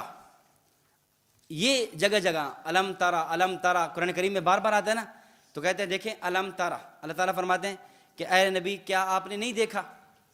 الم ترا، کیا آپ نے نہیں دیکھا؟ اس سے معلوم یہ ہوا کہ نبی اکرم صلی اللہ علیہ وسلم دیکھ رہے ہیں. الم ترا سے کیا معلوم ہوا؟ آپ دیکھ رہے ہیں. تو پہلا جواب یہ ہے، 1 منٹ کے لیے ہم تسلیم کر بھی لیں تو اس سے ناظر ہونا ثابت ہوگا، حاضر ہونا پھر بھی ثابت نہیں ہوتا. ناظر ہونا ثابت ہوگا، حاضر ہونا ثابت نہیں ہوتا.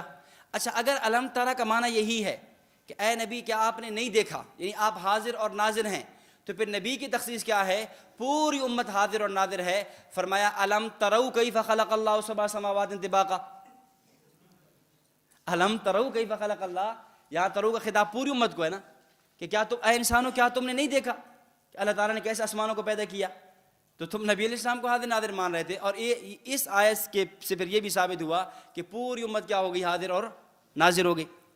یہ تو نہیں الزامی جواب. باقی تحقیقی جواب سمجھیں. یہ الم تارا، رآ یرا رؤیا، رویت کی 2 قسمیں ہوتی ہیں. ایک ہوتی ہے رویت بصری، ایک ہوتی ہے رویت قلبی. ایک ہے آنکھ سے دیکھنا اور ایک ہے دل کی، جسے آپ کہتے ہیں بصیرت، یعنی دل سے اس کو جاننا. تو بس اوقات ایک چیز آنکھ سے دیکھی ہوتی نہیں ہے لیکن وہ اتنی قطعی یقینی اور اتنی مشہور ہو چکی ہوتی ہے کہ اس کو آنکھ سے دیکھنے سے تعبیر کر لیا جاتا ہے.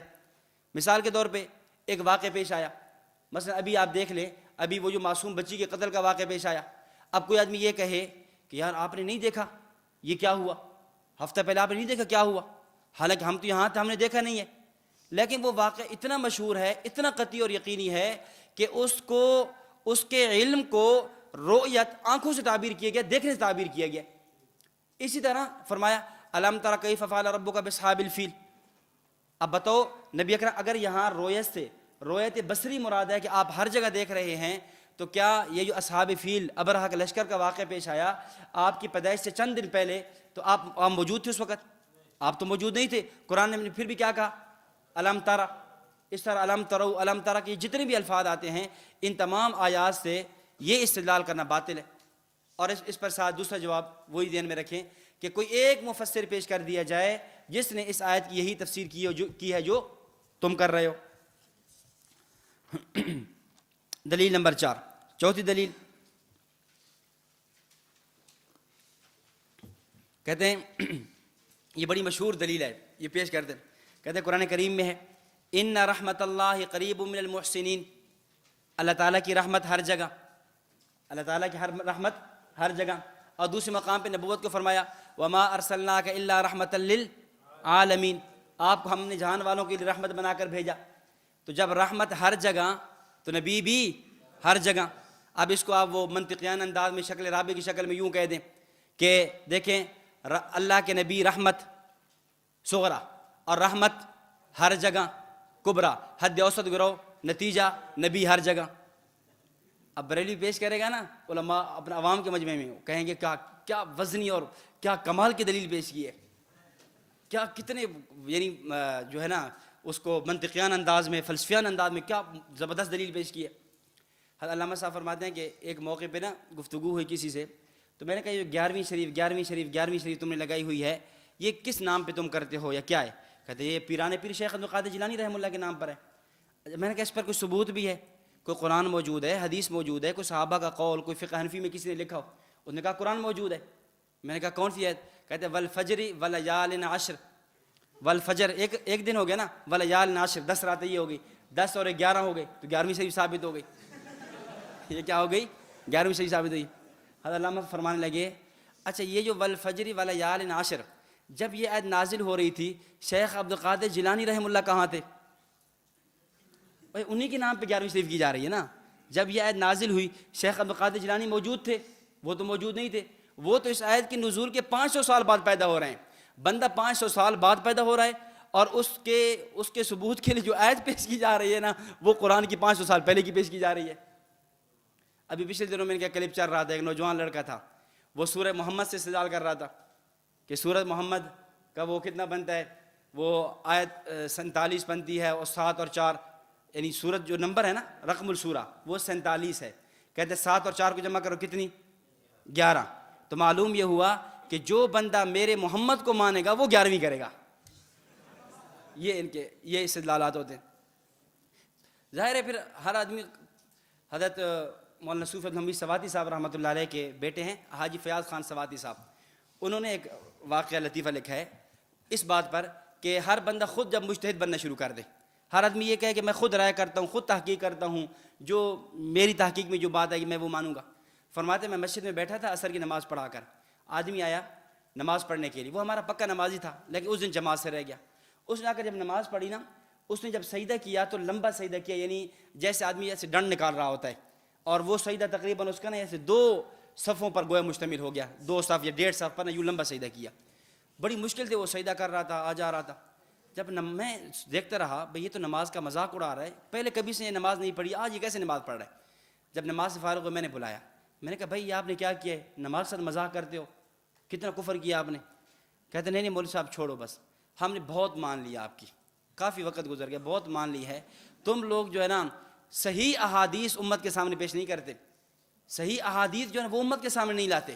یہ تو اچھا ہوا، رات میں بخاری شریف کا مطالعہ کر رہا تھا، ترجمے والی بخاری شریف تھی، اس میں لکھا تھا نبی اکرم صلی اللہ علیہ وسلم جب نماز پڑھتے تو ایک طویل سجدہ کرتے۔ کیا کرتے؟ طویل سجدہ کرتے۔ تم نے آج تک امت کو نہیں بتایا کہ طویل سجدہ کرو، تم نے یہ چھوٹا سا سجدہ کرا رہے ہوتے ہو۔ یہ ہے خود تحقیق، جب بندہ خود تحقیق کرتا ہے نا پھر ایسا ہونا شروع ہو جاتا ہے، یہ خود تحقیق ہو رہی ہے۔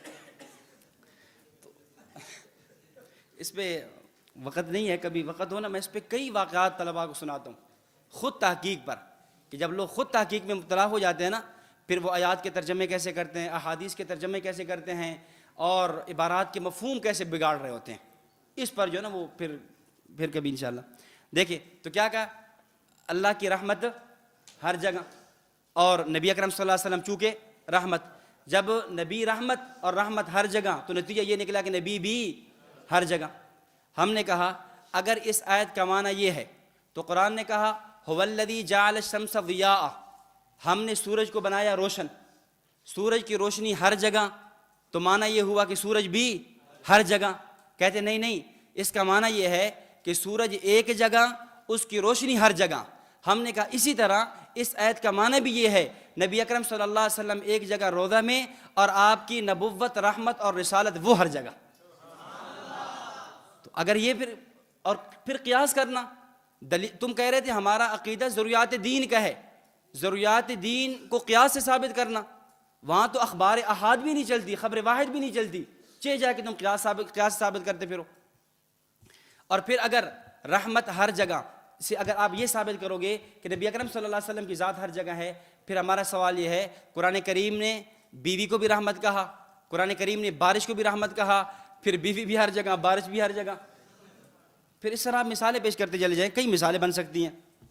دیکھیں میں بہت اختصار کے ساتھ تاکہ بات پوری ہو جائے، یہ دیکھیں پانچویں دلیل، وَلَوْ أَنَّهُمْ إِذْ ظَلَمُوا أَنفُسَهُمْ جَاءُوكَ، یہ آیت استشفاء ہے، ہم اسے مبادئ کے خلاف پیش کرتے ہیں۔ آیت استشفاء، اگر کوئی آدمی گناہ کر لے، جاءوک، وہ آپ کی خدمت میں ہے، وہ نبی اکرم صلی اللہ علیہ وسلم کی خدمت میں حاضر ہو، گناہوں کی معافی مانگے، اللہ تعالیٰ گناہوں کو معاف کر دیں گے۔ ہم کہتے ہیں جس طرح یہ حکم نبی علیہ السلام کے زمانے میں تھا، آپ کے دنیا سے چلے جانے کے بعد بھی آج بھی حکم موجود ہے کہ کوئی آدمی روضہ رسول پہ چلا جائے اور وہاں جا کر اپنے گناہوں کی معافی مانگے تو اللہ تعالیٰ اس کے گناہوں، نبی علیہ السلام کو سفارشی بنائے تو اللہ تعالیٰ گناہوں کو معاف کر دیتے ہیں۔ آپ شاید پڑھ لیا ہوگا، پڑھ لیں گے تفسیر ابن کثیر کے اندر، اور قاضی ثناء اللہ پانی پتی رحمۃ اللہ علیہ تفسیر مزری کے اندر، علامہ سیوطی نے در منصور کے اندر، کئی حضرات نے اس پہ وہ حضرت عتبی رحمہ اللہ کا واقعہ پیش کیا ہے۔ حضرت عتبی رحمہ اللہ فرماتے ہیں کہ میں روضہ رسول کے سامنے بیٹھا ہوا تھا اور ایک دیہاتی بدوی، ایک دیہاتی آیا اور آ کر روضہ رسول پہ رونا شروع ہو گیا، اور اس نے یہی آیت پڑھی وَلَوْ أَنَّهُمْ إِذْ ظَلَمُوا أَنفُسَهُمْ جَاءُوكَ فَاسْتَغْفِرُوا اللَّهَ۔ یہ پڑھنے کے بعد کہنے لگا کہ یا رسول اللہ جئتک مستغفرا لذنبی مستشفعا بک الی ربی، یا اللہ، یا رسول اللہ میں آپ کے پاس آیا ہوں گناہوں کے معافی مانگنے کے لیے، اپنے رب کا آپ کو سفارشی بنانے کے لیے۔ اور اس جواب پھر یہ اشعار پڑھے، یا خیر من دفنت فی التراب اعظمہ فطاب من طیبہن القاع والاکم، نفس الفداء لقبر انت ساکنہ فیہ العفاف وفیہ الجود والکرم، وصاحباک لا انساہما ابدا منی السلام علیکم ما جرى القلم، انت الشفیع الذی ترجى شفاعتہ علی الصراط اذا ما ذلت القدم۔ یہ اشعار پڑھے، اشعار پڑھنے کے بعد وہ چلا گیا۔ حضرت بھی کہتے ہیں مجھے نیند آ گئی، فرائیت المنام، میں نے نیند کے اندر نبی اکرم صلی اللہ علیہ وسلم کی زیارت کی۔ آپ نے فرمایا یا عتبی الحق الاعرابی فبشرہ ان اللہ قد غفر لہ، اس آنے والے دیہاتی کو خوشخبری سنا دے کہ اللہ تعالیٰ نے آپ کے گناہوں کو معاف کر دیا ہے۔ عقیدہ استشفاء پر دلیل ہے۔ اب جو عقیدہ استشفاء پر دلیل تھی، اس کو یہ پیش کرتے ہیں کہ جاءوکا، آپ کے پاس آئیں۔ اس سے معلوم ہوا کہ نبی ہر جگہ حاضر اور ناظر ہے، ہر جگہ موجود ہے، آپ کی خدمت میں جایا جائے۔ ہم کہتے ہیں آیت کو لینا ہے پورا لوگ، قرآن کہہ رہے ہیں جاءوکا، وہ آپ کے پاس آئیں، انسان ہیں، گناہ گار ہیں، امتی، وہ کیا ہیں؟ آپ کے پاس ہیں۔ اور آپ کا خطیب یہاں کھڑا ہوتا اور کیا کہہ رہے تھے؟ سنا ہے کہ یا رسول اللہ آپ ہر گھر میں تشریف لاتے ہیں، ہمارے گھر میں بھی ہو جائے چراغاں یا رسول اللہ۔ وہ تو قرآن کہتے ہیں کہ آپ نبی کے پاس جائیں، اور آپ نبی کو جگہ جگہ بلا رہے ہیں، اور نبی کو جگہ جگہ بلانا یہ اس بات کی دلیل ہے کہ نبی ہر جگہ حاضر اور ناظر نہیں ہے۔ جو آتا اور جاتا ہے وہ حاضر اور ناظر نہیں ہوتا، جو حاضر اور ناظر ہوتا ہے وہ آتا اور جاتا نہیں ہے۔ تو پھر آپ کیسے کہہ رہے ہیں؟ اور جاؤ کا کاف کا خطاب یہ آپ علیہ السلام کے زمانے میں ہے، پھر آپ کے بعد جو ہے آپ کی قبر پر ہے، اور اسی بات کو مفسرین نے لکھا ہے۔ دلیل نمبر 6 دیکھیں، وما کان اللہ لیعذبہم وانت فیہم، اگر 10 منٹ اوپر بھی چلے جائیں تو خیر ہے؟ ہاں جی اچھا، اس لیے میں نے کہا خلاصتاً دلائل سارے گزر جائیں، ٹھیک ہے۔ آپ حضرات کہیں کہ بھئی جو ہے نا اتنی جلدی فائلیں پڑھا دیتے ہیں، اگر تو پھر ایک فائل میں تفصیل سے پڑھایا جائے تو ایک فائل جو ہے نا پھر روزانہ 4 سبق ہوتے ہیں، ہفتے میں ایک فائل پوری ہوگی، تو پھر تو یہ 4 6 8 7 8 فائلیں بنے گی۔ اس سے ضروری ہے کہ بدن ذائقہ چکھا دیا جائے، تنقیحات کرا دی جائیں۔ باقی ماشاءاللہ آپ علماء کی جماعت ہے، آپ جو ہے ہم سے زیادہ جانتے ہیں، ایسے نہیں ہے۔ وما کان اللہ لیعذبہم وانت فیہم، فرمایا کہ اللہ تعالیٰ امت کو اجتماعی عذاب نہیں دے گا، امت محمدیہ کو اجتماعی عذاب مبتلا نہیں کرے گا۔ وجہ کیا ہے؟ انت فیہم، آپ موجود ہیں۔ اب وہ کہتے ہیں آپ موجود ہیں، اس سے معلوم وہ نبی اکرم صلی اللہ علیہ وسلم ہر جگہ حاضر اور ناظر ہیں، ہر جگہ حاضر ناظر ہیں، اس لیے امت پر عذاب نہیں آئے گا۔ ہم کہتے ہیں یہ جو ایک معنی تم نے کیا ہے یہ معنی کوئی کسی مفسر سے پیش کر دو، اور پھر یہاں آپ صلی اللہ علیہ وسلم موجود ہیں، تو موجود تو آپ عالم دنیا میں بھی تھے، آپ عالم دنیا میں موجود نہیں تھے، تو جب آپ مکہ میں موجود تھے مدینہ میں نہیں تھے، مدینہ میں تھے مکہ میں نہیں تھے، یہاں احد میں ہے خندق میں نہیں ہے، خندق میں ہے بدر میں نہیں ہے، تو مختلف مقامات پہ تھے نا۔ اس طرح وانت فیہم کا معنی یہ ہے آپ روضہ میں موجود ہیں، اور روضہ میں موجود ہونے کی برکت سے اس امت پر اجتماعی عذاب نہیں آئے گا۔ وانت فیہم کا یہ معنی ہے۔ اور مفتی اعظم پاکستان مفتی شفیع عثمانی صاحب رحمۃ اللہ علیہ نے اس آیت کو ختم نبوت کی دلیل بھی بنایا ہے، اور اس آیت کو حیات النبی صلی اللہ علیہ وسلم فی القبر کی دلیل بھی بنایا ہے کہ وانت فیہم۔ آپ اٹھائیں معرف القرآن کا یہ سورۃ الانفال کی اس آیت کے تحت اٹھا کر دیکھیں، مفتی صاحب رحمۃ اللہ نے کیسا زبردست استدلال پیش کیا اس پر کہ اللہ تعالیٰ اس قوم پر اجتماعی عذاب نہیں دے گا جب تک، اس لیے کہ آپ اس کے اندر موجود ہیں۔ مفتی صاحب فرماتے ہیں اللہ کی سنت یہ ہے کہ جب کسی قوم پہ عذاب دینا چاہتے ہیں تو نبی کو دائرہ نبوت سے نکالتے ہیں۔ توجہ رکھنا، آیت کو پیچھے سے پڑھ کے آئیں۔ مشرکین مکہ نے یہ دعا مانگی، اللہم ان کان ھذا ھو الحق من عندک فامطر علینا حجارۃ من السماء، یا اللہ اگر یہ نبی حق ہے، یہ نبی سچا ہے، تو آپ آسمان سے ہمارے اوپر پتھروں کی بارش نازل فرمائیں۔ اب اللہ رب العزت نے ان پر پتھروں کی بارش نازل نہیں فرمائی۔ اب ذہن میں سوال آ سکتا تھا کہ کیا اعاذ اللہ نبی جھوٹا ہے؟ وہ جو بیت اللہ کا غلاف پکڑ کے دعا مانگ رہے ہیں، اگر نبی سچا تو پتھروں کی بارش آ جائے، وہ تو آئی نہیں ہے۔ تو اس کا آگے جواب دے دیا کہ وما کان اللہ لیعذبہم وانت فیہم، یا رسول اللہ ان کا شرک، ان کے کرتوت، ان کے گناہ تو اس لائق تھے کہ میں ان کو عذاب دیتا، لیکن عذاب دیا کیوں نہیں ہے؟ وانت فیہم، آپ اس کے اندر موجود ہیں۔ اور اللہ کی سنت یہ ہے جب کسی قوم کو عذاب دیتے ہیں پہلے نبی کو دائرہ نبوت سے نکالتے ہیں۔ حضرت نوح علیہ السلام کی قوم پر عذاب بھیجا، نبی کو دائرہ نبوت سے نکالا۔ حضرت لوط علیہ السلام کی قوم پہ عذاب بھیجا، فرمایا فَأَسْرِ بِأَهْلِكَ بِقِطْعٍ مِّنَ اللَّيْلِ وَاتَّبِعْ أَدْبَارَهُمْ، اے لوط اپنے مومنین کو لے کر چلیں، دائرہ نبوت سے نکل جائیں۔ جب نبی دائرہ نبوت سے نکل جاتا ہے پھر قوم پر عذاب آتا ہے۔ فرمایا اس قوم پر اجتماعی عذاب نہیں آیا، کیوں؟ نبی آپ دائرہ نبوت سے نکلے نہیں۔ سوال ہو سکتا تھا یا رسول اللہ آپ مکہ سے مدینہ آ گئے، اب تو عذاب آ جائے۔ فرمایا نہیں، جیسے آپ مکہ کے نبی ایسے آپ مدینہ کے نبی، وانت فیہم۔ سوال ہو سکتا تھا جب آپ فرش سے عرش پہ چلے گئے، معراج پہ چلے گئے، اب تو عذاب آ جاتا۔ فرمایا نہیں، وانت فیہم، جیسے آپ فرش کے نبی ایسے آپ عرش کے نبی، اور پھر اس کے بعد آپ دنیا چھوڑ کے جب اب قبر میں پہنچ گئے اب تو عذاب آ جاتا۔ فرمایا نہیں یا رسول اللہ وانت فیہم، آپ کی نبوت کا دائرہ لا محدود ہے، لا زمان ہے، لا مکان ہے۔ آپ مکہ کے بھی نبی، مدینہ کے بھی نبی، فرش کے بھی نبی، عرش کے بھی نبی، اور اس عالم کے بھی نبی، اور اس عالم کے بھی نبی۔ قیامت کی صبح تک آپ کے دائرہ نبوت نرانا ہے، اور قیامت کی صبح تک آپ کی امت پہ اجتماعی عذاب نہیں آنا۔ وانت فیہم، اب اس آیت کا یہ معنی ہے، یہ معنی تھوڑا ہے کہ نبی اکرم صلی اللہ علیہ وسلم ہر جگہ موجود ہیں۔ اس میں تو یہ فرمایا جا رہا ہے کہ آپ کا دائرہ نبوت اتنا لامحدود ہے، اتنا لا زمان لا مکان ہے، اس دائرے کے اندر نہ کسی نئے نبی کے آنے کی گنجائش ہے، اور یہ دلیل ختم نبوت کی۔ اور ساتھ ہی آپ صلی اللہ علیہ وسلم کا دائرہ نبوت ایسا ہے کہ آپ قبر کے اندر زندہ ہیں۔ اگر قبر میں زندہ نہ ہوتے وَأَنْتَ فِيهِمْ کا معنی کیا ہوتا؟ قبر میں زندہ نہ ہوتے تو وَأَنْتَ فِيهِمْ کا معنی کیا ہوتا؟ تو یہ اس بات کی دلیل کہ نبی اکرم صلی اللہ علیہ وسلم قبر میں بھی زندہ ہیں۔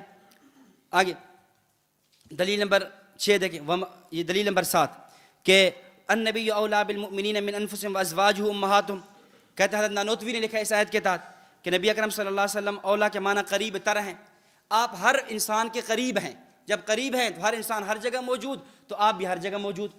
ہم کہتے ہیں کوئی عرف کو بھی سمجھا جاتا ہے، آپ قریب ہیں، قریب کا معنی یہ ہے کہ ایک امتی اور نبی کا تعلق بہت قوی ہے، تعلق بہت قریب ہے۔ جیسے ہم کہتے ہیں کہ بھائی فلاں آدمی کو جانتے ہو، کہتے ہیں وہ تو میرا بڑا قریبی ہے۔ فلاں آدمی میرا کیا ہے؟ بڑا قریبی ہے۔ قریبی ہے کہ یہ معنی نہیں ہے کہ وہ اور میں اکٹھے بیٹھے ہوئے ہیں، یا وہ اور میں ہر جگہ رہتے ہیں۔ معنی کیا ہے؟ اس کا تعلق اور رشتہ کیا ہے؟ وہ بہت قریبی ہے۔ اس طرح دلیل نمبر 8 وَسَيَرَ اللَّهُ عَمَلَكُمْ وَرَسُولُهُ، اللہ تعالیٰ تمہارے اعمال کو دیکھتا ہے، رسول بھی دیکھتا ہے۔ کہتا ہے رسول دیکھ رہے ہیں، اس سے معلوم وہ نبی حاضر اور ناظر۔ ہم نے کہا تھوڑی آگے بھی پڑھو وَسَيَرَ اللَّهُ عَمَلَكُمْ وَرَسُولُهُ وَالْمُؤْمِنُونَ، مومنین بھی دیکھتے ہیں، پھر مومنین بھی حاضر ناظر۔ نہیں سمجھے؟ اگر اللہ کی بات ہو رہی ہے، رسول کی بات ہو رہی ہے، مومنین کی بات بھی ہو رہی ہے نا، تو مومنین بھی پھر دیکھتے ہیں۔ دلیل نمبر 9 ما کنت تقول فی ھذا الرجل، بڑی مشہور دلیل ہے ان کی، ما کنت تقول فی ھذا الرجل، قبر میں سوال ہوتا ہے تو پوچھا جاتا ہے کہ آپ اس رجل کے بارے میں، نبی علیہ الصلوۃ والسلام کی شبیہ پیش کی جاتی ہے، کیا کہتے ہیں؟ ہم نے کہا حدیث کو لینا ہے تو پورا لو، اگر فی ھذا، ھذا سے حاضر ناظر پہ استدلال ہے تو الرجل سے نبی کی بشریت پہ بھی استدلال کر لو۔ حدیث کو لینا ہے تو پھر پورا لو نا، یہ تو نہیں کہ حدیث کا آدھے لفظ لے لیے آدھے چھوڑ دیے۔ تو فی ھذا الرجل، اگر ھذا کا معنی یہی ہے، باقی ھذا کا معنی کیا ہے؟ ھذا کا معنی یہ ہے، یہ معہود ذہنی ہے، یہ بالکل ایسے ہی ہے جیسے حضرت ابراہیم علیہ السلام کیا کہہ رہے ہیں، فلما رأى كوكبا قال ھذا ربی، جب ستارے کو دیکھو تو کیا فرمایا؟ ھذا ربی، یہ میرا رب ہے۔ اب بتائیں ھذا یہ میرا رب ہے، تو کیا وہ جو ستارہ تھا وہ ہر جگہ حاضر ناظر تھا؟ کیا معنی؟ وہ اشارہ وہ کر رہے ہیں کہ معہود ذہنی، یہ جو میرے ذہن میں آ رہا تھا، یہ جو میرے ذہن میں تھا کہ ستارہ میرا رب ہے، ھذا ربی یہ ہے۔ اس طرح چاند سورج سب کے بارے میں یہ فرمایا۔ تو یہاں پر بھی یہی ہے، نبی علیہ الصلوۃ والسلام کی جو ایک مومن اور مسلمان کے دل میں ایک تصویر ہوتی ہے، نبوت کا ایک خیال ہوتا ہے، اس کی طرف مخاطب کیا جا رہا ہے کہ نبی اکرم صلی اللہ علیہ وسلم کی ذات گرامی کے بارے میں آپ کیا کہتے ہیں؟ اور اگر پھر ھذا سے استدلال حاضر اور ناظر پہ کرنا ہے، حدیث جبریل اٹھاؤ، جب حضرت عمر رضی اللہ عنہ فرماتے ہیں جبریل علیہ السلام آئے، سوالات ہوئے، جوابات ہوئے، چلے گئے، تو اللہ کے نبی نے کیا فرمایا؟ یا عمر اتدری، جانتے ہو کون تھے؟ فرمایا اللہ و رسول عالم۔ فرمایا ھذا جبریل، یہ جبریل تھے۔ تو کیا جبریل ہر جگہ حاضر ناظر ہے؟ پھر مطلب وہ آنے والا جو آپ کے ذہن میں معہود ہے نا، وہ جبریل ہے۔ احمد رضا خان بریلوی صاحب نے حضرت شاہ اسماعیل شہید رحمۃ اللہ علیہ کے کفر پہ 4 کتابیں لکھی، 4 کتابیں لکھی حضرت کے کفر پہ، توجہ کرنا۔ ان میں سے کتاب ہے الکوکب الشہابیہ۔ اچھا، پھر ایک اور عجیب کرامت شاہ اسماعیل شہید رحمہ اللہ کی، 4 کتابیں کفر پہ لکھی، اور آخری عمر میں احمد رضا خان نے لکھا کہ میں نے 70 وجوہ کی بنیاد پہ شاہ اسماعیل شہید کو کافر کہا تھا۔ شاہ اسماعیل شہید کے اندر 70 وجوہ کفر تھی، لیکن اب میں سمجھتا ہوں کہ علماء محتاطین ان کے کفر کا قول نہ کریں، علماء محتاطین ان کے کفر کا قول نہ کریں۔ 70 وجوہ کی بنیاد پہ بندہ کافر بھی ہے، اور ساتھ کیا کہہ رہے ہیں؟ علماء محتاطین ان کے کفر کا قول نہ کریں۔ اور آگے کہتا ہے یہی بات میرے دل میں آئی اور یہی بات صحیح ہے۔ ساری عمر کی محنت پہ آخری عمر میں پانی پھیر گیا کہ شاہ اسماعیل شہید رحمۃ اللہ علیہ کافر نہیں ہے۔ اچھا، الکوکب الشہابیہ، پھر فی رد علی الوہابیہ، اس کتاب کے اندر وہ شاہ اسماعیل شہید کو جگہ جگہ یوں خطاب کرتا ہے، یہ اسماعیل شہید، یہ اسماعیل شہید، یہ یعنی ھذا کے ذریعے اردو کے اندر یہ بنتا ہے اور عربی کے اندر ھذا بنتا ہے۔ تو ہم کہتے ہیں اگر اس لفظ یہ کے ذریعے، لفظ ھذا کے ذریعے حاضر اور ناظر پہ استدلال ہو سکتا ہے، تو پھر شاہ اسماعیل شہید رحمۃ اللہ علیہ بقول تیرے حاضر ناظر ہو گئے۔ یہ الزامی جواب جی۔ اس کے بعد آگے دیکھیں، یہ کچھ احادیث ہیں، ان کو بھی چھوڑ دیں۔ امام صاحب رحمۃ اللہ علیہ کا قول دیکھ لیں آخر میں، دلیل نمبر 16 دیکھ لیں، کلمہ طیبہ پر، یہ عوامی دلیل ہے۔ کہتے دیکھو کلمہ طیبہ لا الہ الا اللہ محمد الرسول اللہ، کہتے ترجمہ کرو محمد رسول اللہ کا۔ محمد رسول اللہ کا ترجمہ کیا ہے؟ محمد صلی اللہ علیہ وسلم اللہ کے رسول تھے یا ہیں؟ ہم یہی ترجمہ کرتے ہیں، کہتے ہیں رسول محمد صلی اللہ علیہ وسلم اللہ کے رسول ہیں کا معنی کیا ہوا؟ حاضر اور ناظر۔ استدلالات تو پھر ان کے ایسے ہوتے ہیں، اس کا معنی کیا ہوا؟ محمد رسول اللہ صلی اللہ کے، محمد رسول اللہ اللہ کے رسول ہیں، اس سے معلوم ہوا کہ حاضر ناظر۔ ہم جواب میں کہتے ہیں کہ بتاؤ قبلہ کعبہ قبلہ ہے یا قبلہ تھا؟ قبلہ ہے، کعبہ قبلہ ہے، تو معنی یہ نکلا کہ کعبہ ہر جگہ موجود، کعبہ ہر جگہ موجود۔ کہتے نہیں، مطلب یہ ہے کعبہ تو ایک جگہ ہے، اس کا قبلہ ہونا ہر جگہ ہے۔ ہم نے کہا رسول نبی اکرم صلی اللہ علیہ وسلم رسول ہیں، ایک جگہ ہے، آپ کا وصف رسالت، وصف نبوت وہ ہر جگہ ہے۔ یہ مطلب ہے، یہ نہیں کہ رسول اللہ موجود ہیں۔ پھر تو کل کو کہہ دے گا بھائی پاکستان کا وزیر اعظم کون ہے؟ عمران خان ہے نا، تو پھر ہر جگہ موجود ہے، پھر ہر جگہ موجود ہے۔ تو یوں جو نا استدلالات کرنا، عقائد کیا ثابت نہیں، جواب دے عقائد کیا سے ثابت نہیں ہوتے۔ ہاں، یہ امام صاحب کی دلیل پیش کر دیتے ہیں، کہتے ہیں اٹھاؤ قصیدۃ النعمان، امام صاحب رحمہ اللہ کا شعر، وَإِذَا سَمِعْتُ فَعَنْكَ قَوْلًا طَيِّبًا، اور وَإِذَا نَظَرْتُ فَمَا أَرَى إِلَّاكَ کاف ضمیر متصل کی، کہ امام صاحب فرماتے ہیں یا رسول اللہ جب میں آپ کے بارے میں سنتا ہوں نا قول طیب ہی سنتا ہوں، اور میں جب بھی دیکھتا ہوں آپ ہی کو دیکھتا ہوں۔ حسر کا ترجمہ کر وَإِذَا نَظَرْتُ فَمَا أَرَى إِلَّاكَ، یعنی میں آپ کو دیکھتا ہوں، آپ کے علاوہ کسی کو دیکھتا نہیں ہوں۔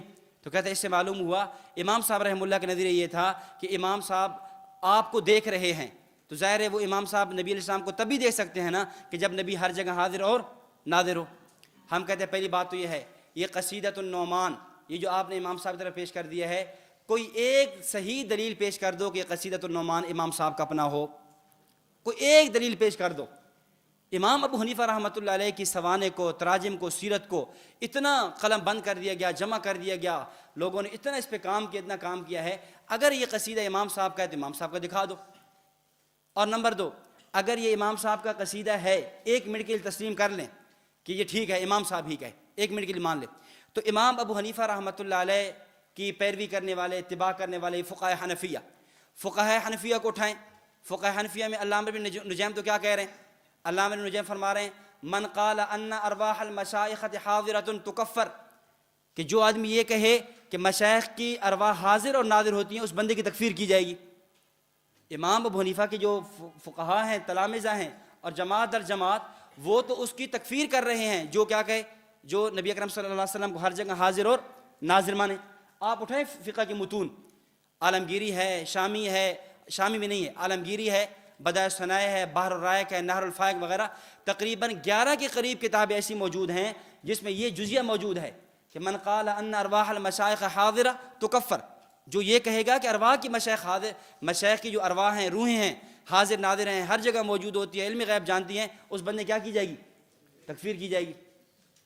حضرت امام اہل سنت مولانا صفا صاحب رحمۃ اللہ علیہ نے جب احمد یار خان نعیمی کو یہ لکھا نا کسی کتاب کے جواب کے اندر کہ آپ تو فقہ حنفی کی رٹ لگا رہے تھے، فقہ حنفیہ تو حاضر ناظر اور علم غیب کے عقیدے رکھنے والے کو کافر کہہ رہے ہیں، تو اس نے فوراً کہا کہ جی چلیں، بعد نے لکھ دیا، بعد نے تو اس لفظ کو قیلہ سے تعبیر کیا ہے۔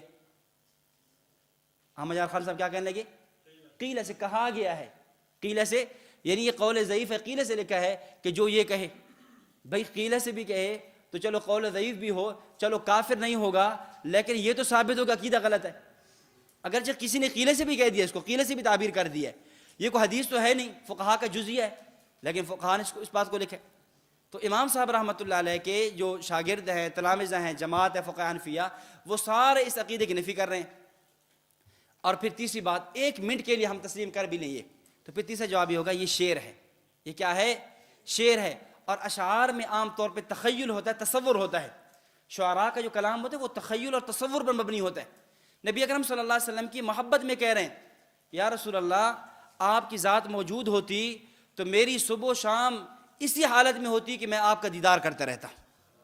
یہ معنی ہے یا رسول اللہ مجھے آپ سے اتنی محبت ہے، کاش آپ موجود ہوتے، یا میں آپ کے زمانے میں پیدا ہوا ہوتا، میں ہر وقت آپ کو دیکھتا رہتا۔ یہ معنی نہیں ہے کہ آپ صلی اللہ علیہ وسلم موجود ہیں اور میں ہر جگہ آپ صلی اللہ علیہ وسلم کو دیکھ رہا ہوں۔ تو بات سمجھ آ گئی؟ یہ چند دلائل آپ کے سامنے پیش، درمیان میں جو میں نے دلائل چھوڑے ہیں نا، یہ وہ احادیث ہیں اور وہ ساری اخبار احاد ہیں، اور اس کے کچھ جوابات لکھے ہوئے بھی ہیں۔ آخری بات کر کے عرض کرتا ہوں کہ بس اوقات یہ لوگ ایسے کرتے ہیں کہ آپ کے سامنے یہ دلائل پیش کریں گے، صوفیاء کی عبارات پیش کریں گے، فلاں صوفی کو خواب میں زیارت ہوئی، فلاں صوفی کو جو ہے نا عالم یقظہ، عالم بیداری کے اندر نبوت کا دیدار ہوا، فلاں آدمی کو یہ ہوا، فلاں کو یہ ہوا۔ یہ اس طرح کے واقعات خود ہمارے اکابر کی بھی پیش کرتے ہیں۔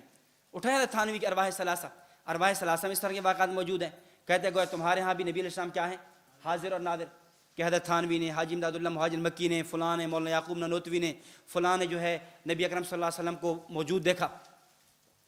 خواجہ خواجگان حضرت خواجہ خان محمد صاحب رحمۃ اللہ علیہ، خان کا سراجی والے، ان کو بھی واقعہ ملتا ہے کہ ان کے خلیفہ کہتے ہیں کہ میں نے دیکھا کہ نبی یعنی اشراق کا وقت ہے، صبح نماز کے بعد وہاں وہ ہوتا ہے اپنا ختم خواجگان ہوا، مجلس ذکر ہوئی، مختلف لوگ نکلے، خواجہ صاحب بھی نکلے، اور میں جاگ رہا تھا، میں یعنی وہ خلیفہ جو بیان کرتا ہے نا، وہ کہتے ہیں میں جاگ رہا تھا، میں سوئے ہوئے نہیں تھا، میں کیا دیکھتا ہوں کہ نبی اکرم صلی اللہ علیہ وسلم ہیں اور آپ کے ساتھ حضرت خواجہ خان محمد ہیں اور ساتھ ابو بکر صدیق رضی اللہ تعالیٰ عنہ ہیں۔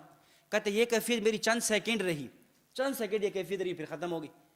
تو اس طرح کے وہ واقعات پیش کریں گے اور کہیں گے دیکھا ہر جگہ حاضر ناظر ہے تبھی تو یہ کچھ ہو رہا ہے۔ تو ان تمام واقعات کا قدر مشترک جواب سمجھ لیں، اصولی جواب سمجھ لیں۔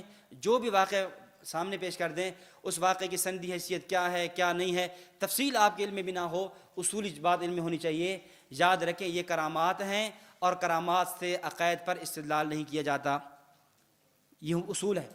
کرامات ہیں اور کرامات عقائد کے باب میں حجت نہیں ہے، اور عقیدہ بھی ایسا جو ضروریات اہل سنت نہیں، ضروریات دین ہے، جس کی بنیاد پہ کفر اور اسلام کے فیصلے ہیں۔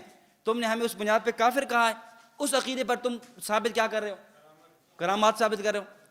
اس طرح مختار کل، مسئلہ مختار کل شاید نہ پڑھایا جائے، اس کے بارے میں بھی وہ جو بھی دلیل مختار کل پر پیش کریں گے، کس سے پیش کریں گے؟ آپ کے معجزات پیش کریں گے، نبوت کا فلاں معجزہ فلاں معجزہ فلاں معجزہ فلاں معجزہ، مختار کل۔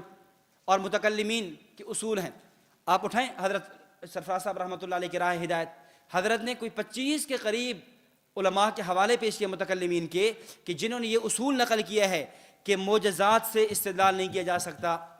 معجزات سے استدلال کیوں؟ وہ خرق عادت ہے، معجزہ ہو، کرامت ہو، کشف ہو، الہام ہو، ارہاس ہو، یہ تصوف یہ جتنی چیزیں ہیں ان سے استدلال نہیں کیا جا سکتا۔ اس لیے اگر وہ جو بھی واقع پیش کریں کہ فلاں بزرگ حاضر نادر تھے، فلاں نے نبی علیہ السلام کو دیکھ لیا، خواب میں دیکھ لیا، یہ ہوا، تو اس طرح کے واقعات سے استدلال نہیں کیا جائے گا۔ اور پھر آخر میں شاہ عبد العزیز محدث دہلوی رحمۃ اللہ علیہ کی عبارت آپ دیکھ لیجئے، بالکل یہ صفحہ نمبر 32 اٹھا لیں، بالکل اخیر میں جا کر ہے، صفحہ نمبر 32 میں۔ حضرت شاہ عبد العزیز محدث دہلوی، اور شاہ عبد العزیز محدث دہلوی رحمہ اللہ کون ہیں؟ جن کے بارے میں کل عرض کر چکا ہوں کہ عبدالستار خان نیازی صاحب نے جو کتاب لکھی کہ اتحاد بین المسلمین وقت کی اہم ضرورت، اس میں انہوں نے 4 نکاتی فارمولہ جو پیش کیا، اس میں اس نے ایک بات یہ بھی پیش کی کہ ہمیں 3 اکابر پہ جمع ہو جانا چاہیے۔ ان میں ایک نام شاہ عبد العزیز محدث دہلوی رحمۃ اللہ علیہ کا بھی ہے۔ ہم کہتے ہیں شاہ عبد العزیز محدث دہلوی پہ جمع ہونا ہے، ہم جمع ہو جاتے ہیں، اس مسئلہ حاضر نادر میں بھی جمع ہو جاتے ہیں۔ اٹھاؤ تفسیر عزیزی، تفسیر عزیزی میں کیا لکھا؟ فرمایا وَأَنبِيَاءُ وَمُرْسَلِينَ عَلَيْهِمُ السَّلام را لوازم الوہیت از علم غیب و شنیدن فریاد ہر کس در ہر جا و قدرت بر جمی مقدرات ثابت کنند۔ یہ بیان کر رہے ہیں شرک کی قسمیں بیان کر رہے ہیں کہ شرک کی اقسام میں سے ایک قسم یہ بھی ہے کہ انبیاء اور مرسلین کو الوہیت کے لوازم ثابت کیے جائیں، یعنی اللہ تعالیٰ کی جو صفات ہے وہ نبی اور مرسلین میں پیش کیے جائیں۔ مثلا اللہ تعالیٰ کی علم غیب ہے، ہر جگہ سننا، ہر جگہ موجود ہونا، یہ اللہ تعالیٰ کی صفات ہیں۔ ان صفات میں سے کوئی صفات کوئی نبی کے لیے پیش کرے، کوئی رسول کے لیے پیش کرے، یہ کیا ہوگا؟ شرک ہوگا۔ اگر شاہ عبد العزیز محدث دہلوی رحمہ اللہ پہ جمع ہونا ہے، ہم جمع ہونے کے لیے تیار ہیں۔ شاہ صاحب رحمۃ اللہ علیہ عقیدہ حاضر نادر کو بھی شرکیہ قرار دے رہے ہیں اور عقیدہ عالم الغیب کو بھی شرکیہ قرار دے رہے ہیں۔ اس کے علاوہ باقی فقہ حنفی آپ کی اور ہماری متفقہ کھڑی ہے، آپ چھوڑ دیں ایک منٹ کے لیے قرآن کریم کو، احادیث کو، فقہ حنفی کی متون اٹھا کر دیکھ لیں وہ کیا کہہ رہے ہیں۔ بدعات کے حوالے سے بھی ہم انہی سے فیصلہ کرا لیتے ہیں، اور یہ جو چند عقائد ہیں ان کے حوالے سے بھی ہم فقہ حنفیہ سے فیصلہ کرا لیتے ہیں، چونکہ تم اپنے آپ کو کہتے ہو اہل سنت و جماعت حنفی بریلوی، اور ہم اپنے آپ کو کہتے ہیں اہل سنت تم اپنے آپ کو کہتے ہو حنفی بریلوی، اور ہم کہتے ہیں اہل سنت والجماعت حنفی دیوبندی۔ تو بھئی یہ جو حنفیت کی نسبت ہے اس میں دونوں متفق ہیں یا نہیں؟ اور یہ مناظرے کے اصول ہے، اس مناظرے کے اصول میں ایک اہم اصول یہ ہے کہ وہ آخری نسبت جس میں فریقین متفق ہوں، وہ آخری نسبت، وہ تحتانی اور نچلی نسبت جس میں دونوں متفق کھڑے ہوں، سب سے پہلے گفتگو اس پہ کرنی چاہیے۔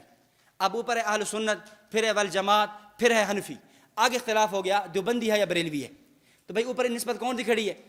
حنفی کھڑی ہے نا، اس میں دونوں متفق کھڑے ہیں۔ آپ بھی سمجھتے ہو کہ فقہ حنفیہ نے قرآن حدیث کے صحیح ترجمہ نہیں کیے، ہم بھی یہی کہتے ہیں، اسی پہ متفق ہو جاتے ہیں، انہی سے پوچھ لیتے ہیں کہ انہوں نے کیا فیصلہ کیا۔